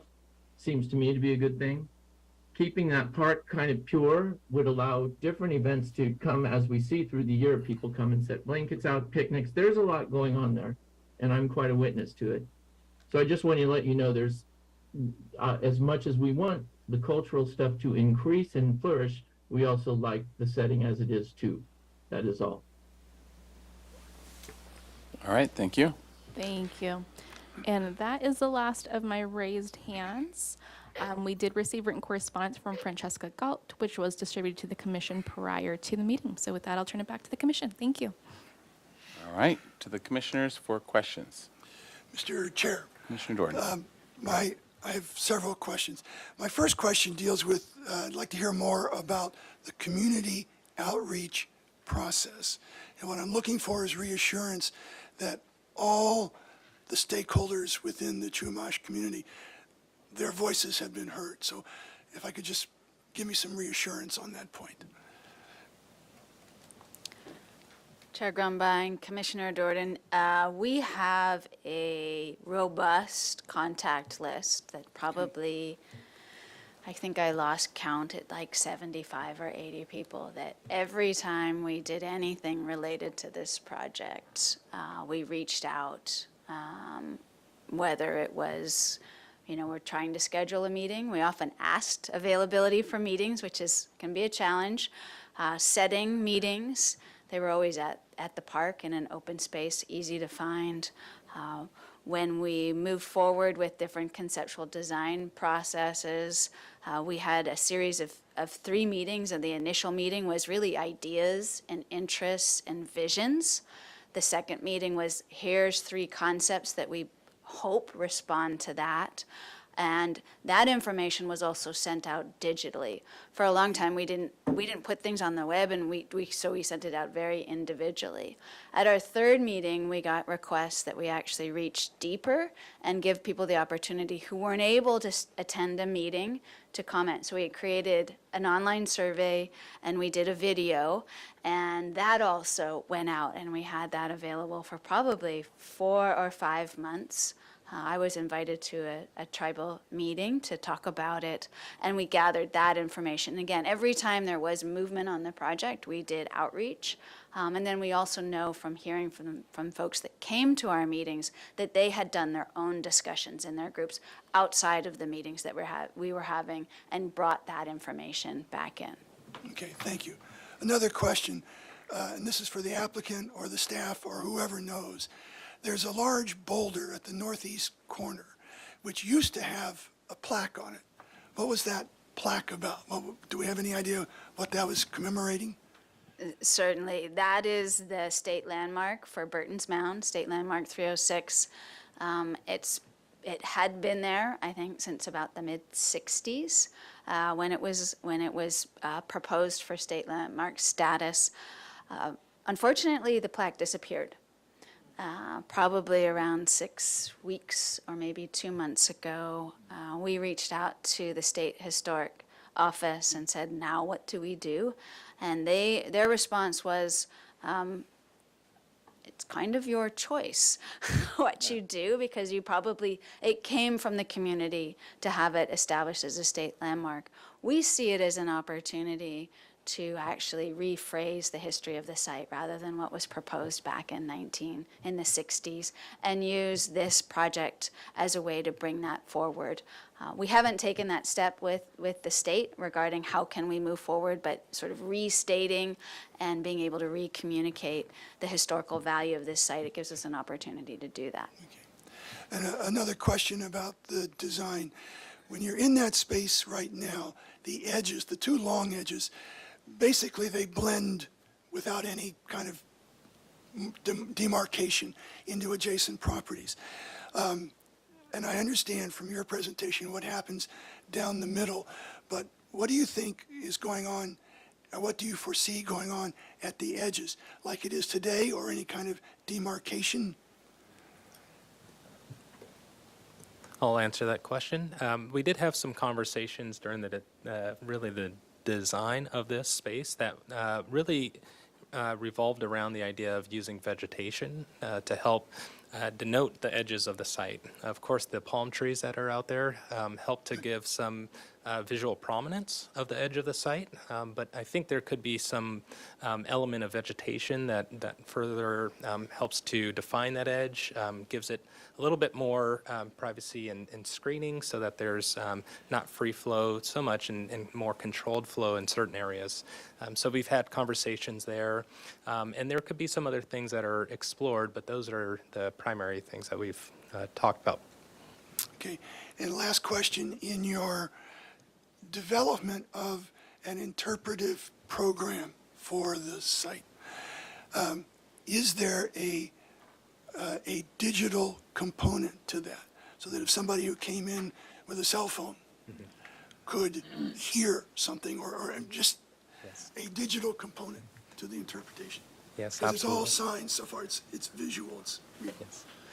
Yes, I didn't quite elaborate on those signs, but we did talk about that quite a bit. And one of the ideas was really having some type of QR code or something there that could be placed on the sign so that you can interact with it digitally. And there could be maybe some type of voice overlay as you walk through the site, or you're visiting and looking at that specific element. So that was talked about. Thank you. Sure. Commissioner McCarthy? I have a question. Did you think about maybe like a donation box that you could slip a credit card in that might enhance the maintenance to take care of these on plants that are probably a little more delicate than normal in a park? Chair Grunbein, Commissioner McClure. That is something that has been suggested in many situations in park settings. Unfortunately, donation boxes get vandalized. They become an attractive nuisance. We are hopeful, however, that the additional mitigation funds will go towards further design and then help support construction. And clearly, we have a few parks in our system that require more attention and making sure we figure out how to dedicate the resources to be able to maintain this site. Luckily, it's only half an acre. It's one of the smaller sites that we have, so it should be easier for that to happen. And then one more thing. On the existing palms, there's a rat protector, a big metal. Is there a way to make that less apparent? Maybe flat black it or some kind of make that a little less, non-natural? Or are those really necessary to keep rats out of trees? Thank you for that question. I need to actually check with our urban forest superintendent and determine, do we still need to have them? I believe we do. Those trees actually provide some viable, important nesting habitat for bird species, and so we do kind of want to keep the rats out. Thank you. Mr. Chair? Commissioner Drury. Thank you. I have 3 questions. Is the existing wonderful Chumash Circle that I was involved in that, I think you got me involved in that. Is that part of this project? I mean, will it enhance the project or be a connection so people who are on the west side of the street will know they can cross the street? That's a great question. In fact, we did think about that very early in the design of how to connect both sides of the street there. And I think there is an opportunity really to take that into that crosswalk. However, this design really was focused on the parcel of land there that was discussed today. There may be some opportunity for that, though, and that was discussed. Good. So there is a crosswalk there? Yes. Good. And is it with a button? Yes. Good. I go very slowly down Cabrillo Boulevard. I drive it every day. Let's see. See if I can read my writing. Oh, yes. So when you envision everything grown up, well, it won't impede the view, which is one of the great corridors of view in Santa Barbara, I'm assuming. That is the goal, absolutely. And we actually came up with a plant list schematically, such as plant list. However, when we go into further design, that would be something that we would further vet and make sure that we're selecting plants that are maintenance friendly, but also lend to clear views through the site. Good, thank you. Mr. Chair? Yep. Just for the sake of asking, has lighting been discussed as a possibility in this? Okay, I'll save my comments for later, just asking the question. Yes, We're gonna thank you. wrap the palm trees in neon. Yeah. Yes, it was. Yeah, and that's a great question. Commissioner Ensberg and then Commissioner Butler. Thank you. Thank you for this great presentation. It's very exciting. And thank you for all your work on it. I just have a few questions. One is there any fencing around at the front or at the rear, anywhere? The goal was really to try to avoid any typical fencing and use natural materials as best as possible to denote the entrances. So again, going to the question on the edges of the site, looking at vegetation, but primarily on the entrances, looking at boulders and other natural materials really to help give it some edge and to give more prominence to the entrance. But so it would be open and free for people to use it any time of day? Correct, Right? yes. Okay. And then on the plan, if we could look at the plan view, at the Cabrillo Boulevard entry, it looks like there, oh, yes, here on the right-hand side, you've got a large area of, it looks like gridded concrete? Is that what that is? Yes, that is existing today. Okay. All right. And then on the materials list, you mentioned are the paths that are going around, are those DG? And then what is the other material of the gray? Yes, Is so that concrete? the surrounding paths, the secondary paths are meant to be DG with a concrete band. And then the primary path is a concrete type of surface with either acid etching or other type of seeded material on it. So the images under 7 and 8 there help to describe what we were thinking.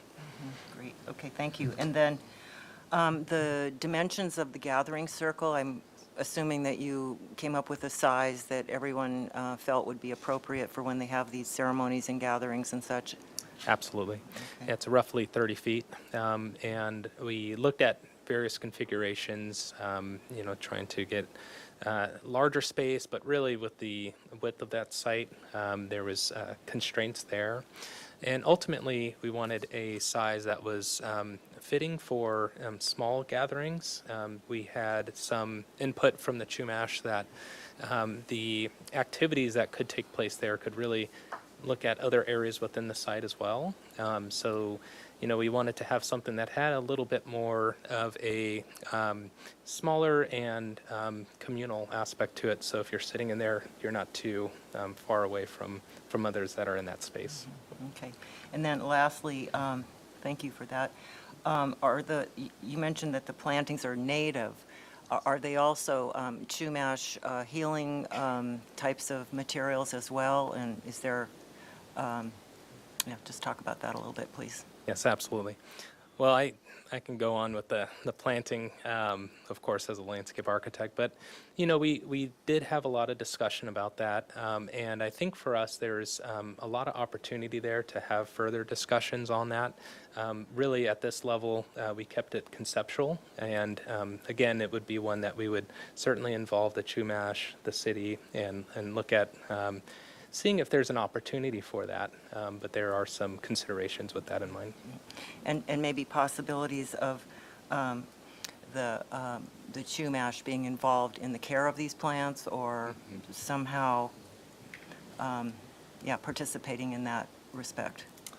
Yes, we talked about that as well, and similar response, that would be a discussion that we would look into. I would just add that that was part of some of the robust discussion that we had in our various workshops, is not just landscape just to look at, but landscape that actually meant something culturally and that it add value to the Chumash people. It is a small site, so it's not like it's a place where we would grow massive amounts of materials to harvest, but there is the opportunity to look strategically at where that could occur on a smaller scale. Thank you. Those are my questions. All right, Thanks. Commissioner Butler? Thank you. So I lived on Natoma for a long time too, so I'm very familiar with what I think of as the Burton Shell Mound. So great project. 2 questions. First of all, back to the digital thought. Static displays have a very short attention span. So did you consider touchscreen or other digital mode of interacting to make those updatable, interactive, that sort of thing? That's my first question. Yes, and we did talk about that as well. It's, I think, a possibility. There are some maintenance and other upkeep considerations with that, but there's certainly some possibility to exploring that further. Yeah. They might. I would add, if you don't mind, it involves conduit, electricity, all sorts of aspects to a maintenance regime that's difficult. We have in the past successfully had signage with a QR code that then actually links to audio, so you can extend the learning experience.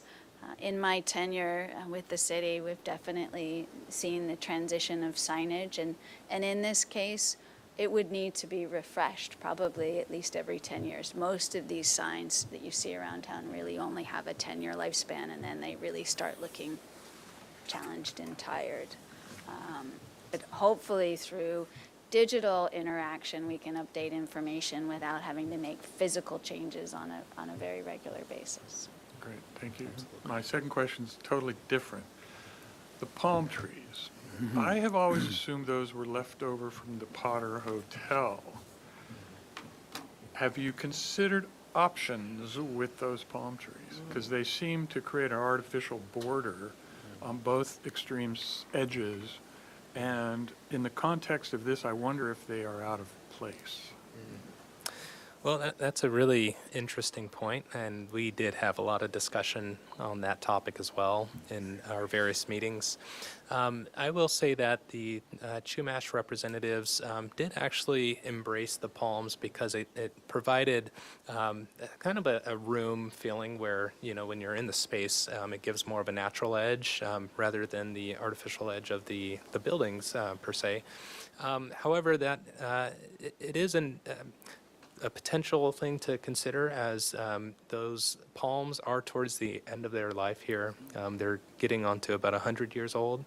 And those particular Canary Island palms, you know, they live to be about 150, but there are some other environmental things that are challenging those palms. So those are things that we'll have to consider moving forward. We'll have to look at that and really work with the city on some of those thoughts there.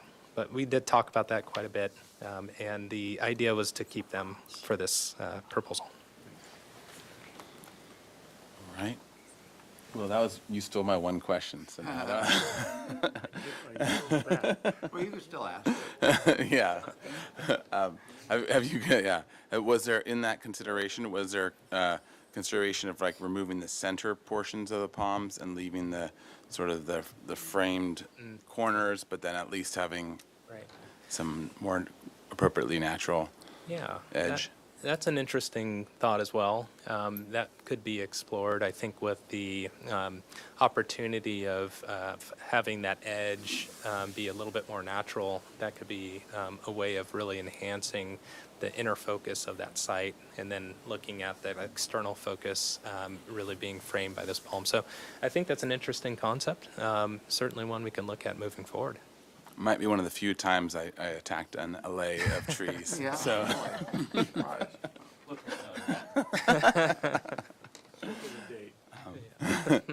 All right, any other questions? All right, let's go into comments. This is a one-time pre-application consultation review. No final appealable action will take place at the meeting. Project compatibility findings will be required for project design approval. So we can comment on it, just not going to take any actual actions. Mr. Chair, I'll take a stab. Yep. All right. First, what a fantastic project. You know, as many of the speakers said, well overdue. I had an opportunity to work on an elevator project in a building close by, and as part of our environmental work, we had UCSB's department out with grad students, and we dug an 8-foot hole underneath the building and found out what we could find out, and it was very fascinating, the various artifacts that came out of that hole. Very enlightening. So I am 100% supportive of this.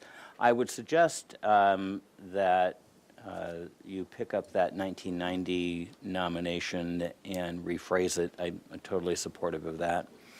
I think maybe the state landmark wasn't necessarily about this parcel. It was about a parcel across the street. So I wouldn't suggest you'd have to put the plaque back in this. I mean, park it over there, you know, where it's supposed to be. So I think restating it, you know, the state definitely receives applications that restate the history as we learn more history about stuff.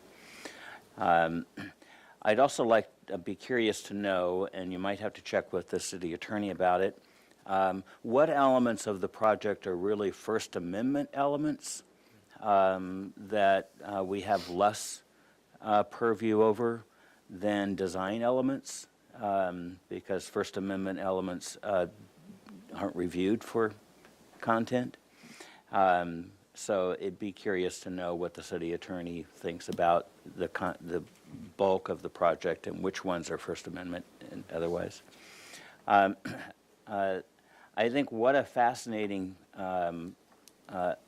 learning experience. I can't wait for it to be in place and walk through there and experience. I'm wholeheartedly supportive. Thank you. All right. Mr. Chair. Commissioner Butler? Long overdue. Enormous historical significance to our location here in Santa Barbara and our history. Perfect location. Lots of out-of-towners will come and learn something new, as well as locals. Fantastic. Very high use potential. So this is terrific. One consideration is don't try to do too much. Don't try to it's a football field. It's literally the shape of a football field. Don't try to put too much in there. That way, and I like the gathering circle.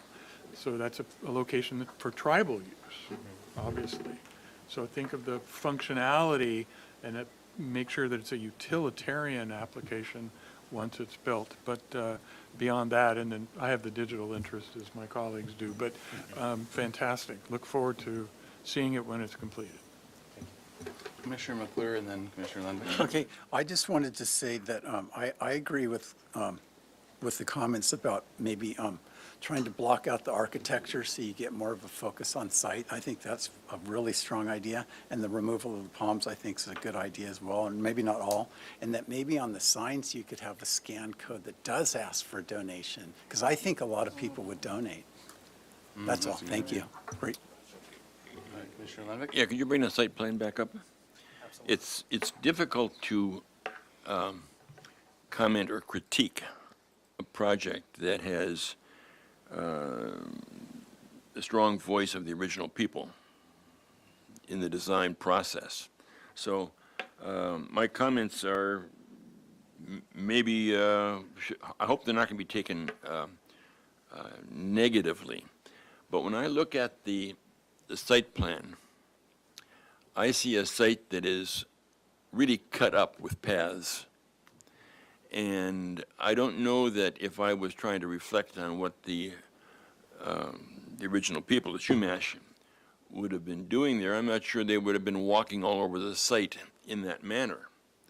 They might have walked along an edge and gone in and maybe had some gardens or some gathering spaces or whatever. But this to me seems to be a design which is aimed for maximizing the public interest or access or whatever, as opposed to a design which respects the Chumash and their use of the property. So that's my comment. But if they have been involved in arriving at this layout, this site layout, then ignore what I say. You know, it's not critical. Done. But I just say, I look at the site and I say, there's really a lot of stuff going on there. And I would agree, I think you ought to take and block out the adjoining buildings. You don't have to go the entire length, but if you got, a third of each side with ficus or whatever that was growing up high enough that you're above the eye level and take your eye away from it, you've accomplished something. The palms aren't native, so you have to deal with those, but I just think that the site plan has not given due consideration to how the natives would have used that property. And again, I say, it looks like you're trying to sell something by getting people going through there. I'm not even sure that the Chumash want to have electronics and screens and whatever on the property to begin with. I mean, that's current thinking, current technology, and maybe they'd prefer to have it be more subtle than that. But I say I defer to their involvement in your design, and it's going to be a good deal. Oh, and a question: isn't there a Chumash recognition half a block down on the corner of Chapala and Carrillo Street? Yes, there is. It's around the corner from this. Yeah, it's right down the block there. It's some kind of, and I think Ms. Ernestine was involved in that design originally. That was because of Tony Romasanta when Right. he did all that. Yes, right. But you walk by it, and if you're not going to a place, if you walk by and you're not going to a place, and you start and look at the corner, oh, there's something there. Look at that, and you go and read it, and it's interesting. And I don't think we should ignore the fact that there's attention been paid to that use of the original property. All right, Commissioner Doran. Mr. Chair, this is a very important and a very valuable project. We get so many projects in front of this commission that are about maximizing the profit on the land in EPV. This is about enriching the cultural knowledge and understanding of this place. So it's very, very valuable. I'm very interested in the interpretive program for this. And what I would encourage is to think about the difference between the natural history interpretation, which is what we find on interpretive panels at the bird refuge, at the end of the runway, at Coal Oil Point, and all through the slough. The difference between natural history and the cultural history of the landscape.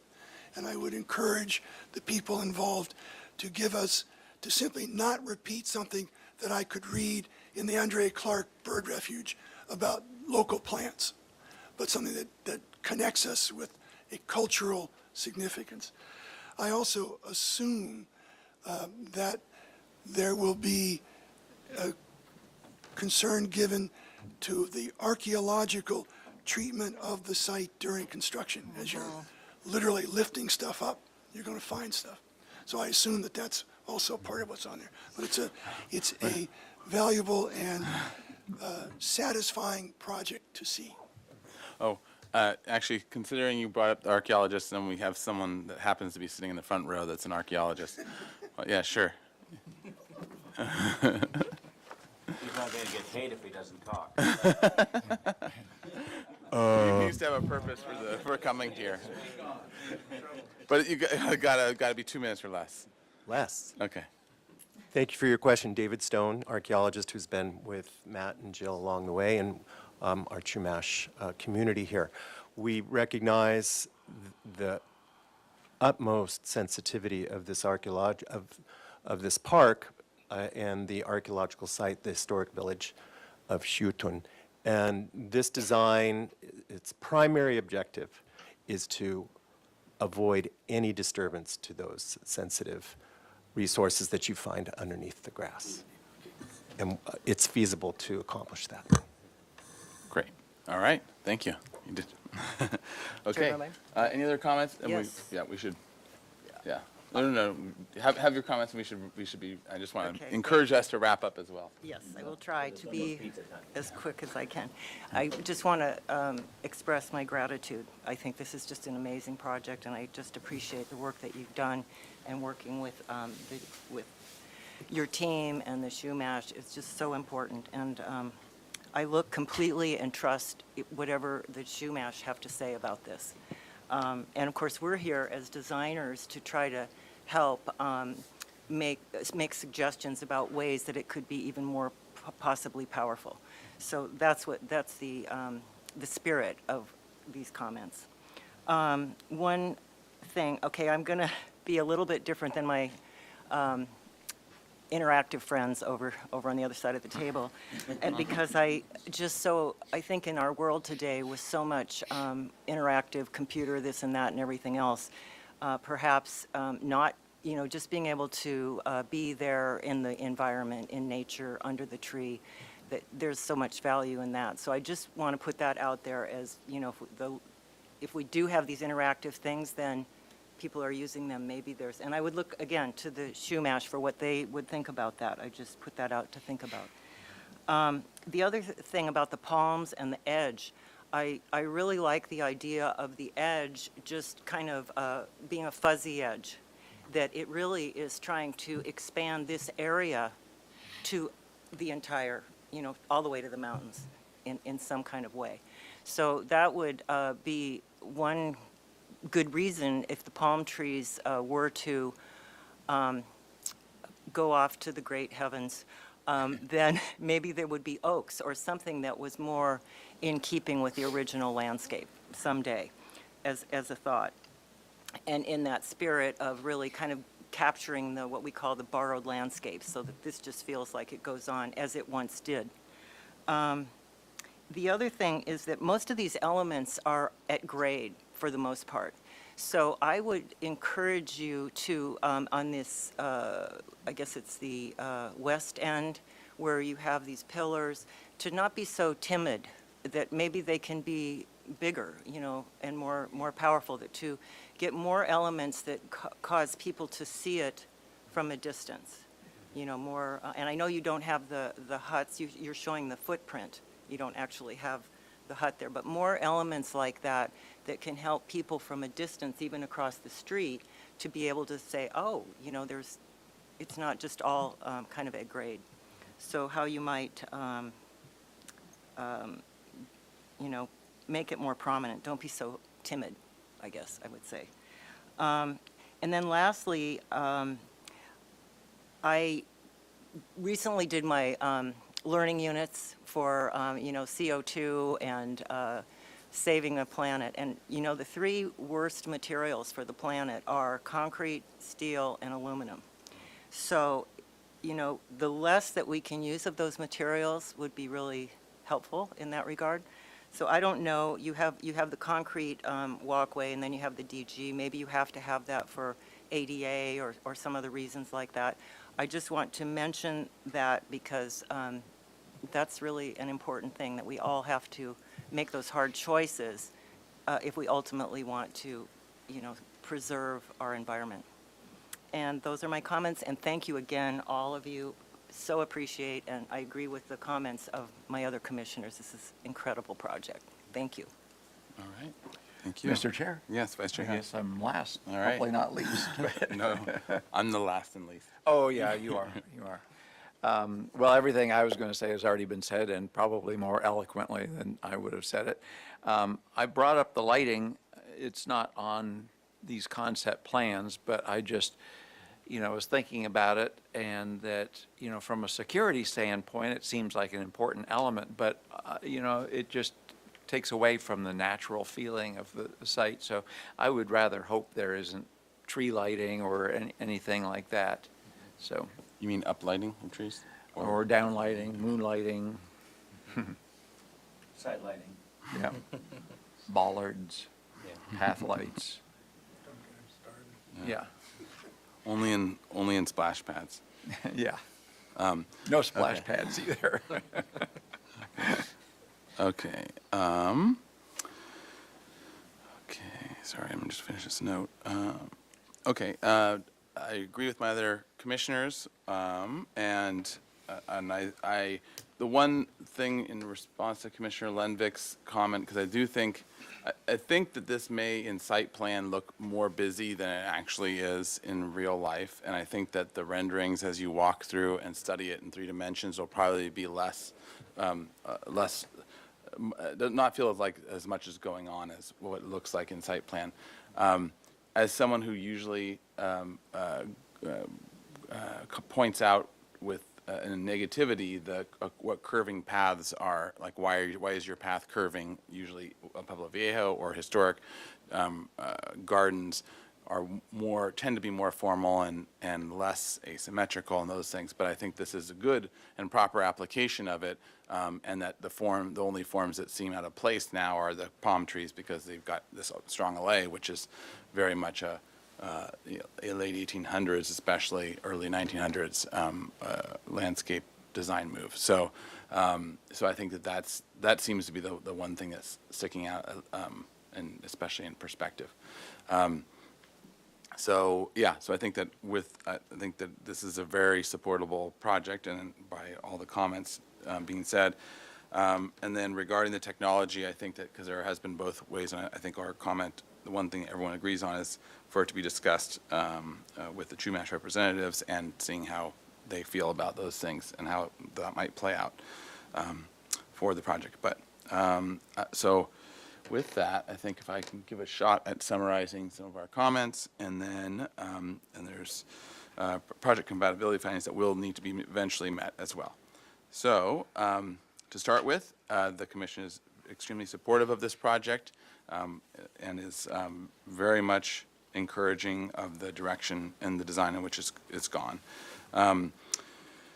Regarding the palm trees, to study and look at a design that might eliminate some, and especially the middle portion of palm trees, and to have a softer border, and that is more in keeping with the rest of the design, and also helps to screen out the architecture of the neighbors. Let's see. this was discussed at least in terms of the landmark 306. So maybe, as one commissioner suggested, and I'm guessing others agree, maybe looking at a relocation of it, along with a restating of it, could be a great way of also sort of making this its thing, and also having the landmark in a more landmarks signage in a more appropriate place or plaque. Another comment was to look with the city attorney at the First Amendment elements and helping to differentiate which ones are which for our purposes in terms of us weighing in. And then also to discuss the use of technology with Chumash representatives and interested parties as well for to whether there's more use or less, and what might those possibilities be. Regarding materials, to consider looking at less carbon heavy or any modification of the materials used in as helpful a way or in as appropriate a way as possible. Also, and I think that I would agree with this comment, and other commissioners can please weigh in, but there may be opportunity to go taller. I think some of the stuff we've already been talking about in terms of screening out neighbors will necessarily go taller. Oh, yeah. Now it's logged off. Should have moved it. We're done. Yeah, ran out of time. But it sounds like some taller elements, as in the rocks or other things, can be also considered as part of visual cues to bring people over as well. And especially because so much of it is low, so much of the design is low right now. And then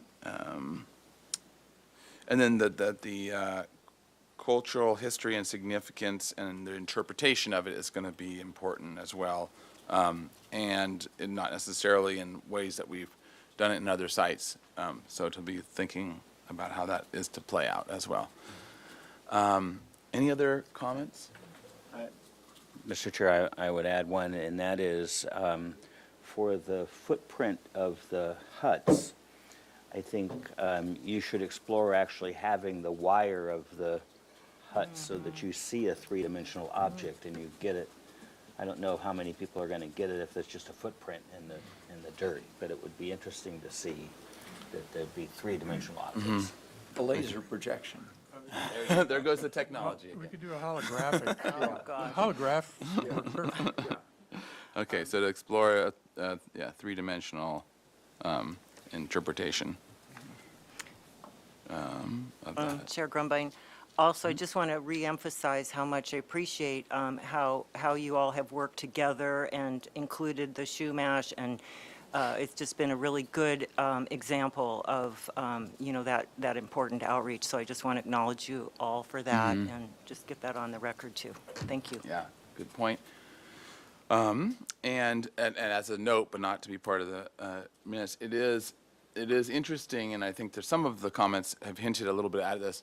It's always interesting and not necessarily interesting in a good way when projects have gone down a long route and had a lot of community input and a lot of reworking and then come to us, and then we say things that aren't, or maybe reset things a lot. So this is also, it's always a gamble, and it's always tricky to try to, where you go first. How do you develop ideas, especially as a community? So this is a good example of it done well. So congratulations for that as well. We're all, and especially for the community for being a strong participant and strong leaders in it, because good ideas don't just come from one genius landscape architect.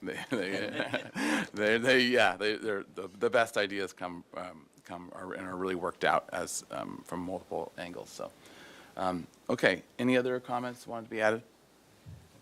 I was just thinking, I don't know if it needs to be a comment in the record or not, but about the palm trees, since it's such a strong colonial statement on a site that is not colonial at all, that somewhere in the conditioning of the project, it should be that they don't have to be replaced when they go.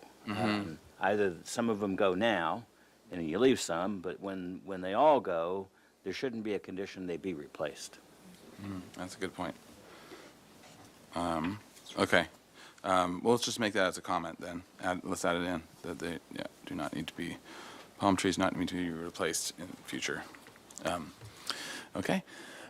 So any other comments? And so I think also the project compatibility findings will eventually be required for project design approval. But I think from our comments here in general, I think that we're finding there is meeting the project compatibility findings. So I think we can just say that as a general, and then we can get into the weeds later with the exact findings. Okay. All right. So, someone want to make a motion? There's no motion. There's no motion Oh. required. Well, there can be a motion for no, it's a one-time pre-application. Yes. Can it be a ceremonial motion, just so that it's, on the record that we... All right, well, there we had our comments. One-time pre-application. Yeah. Thank you. Nice work, and, nice work to everyone, so. Thank you so much. Yeah, there we go. All right. So let it be written. All right.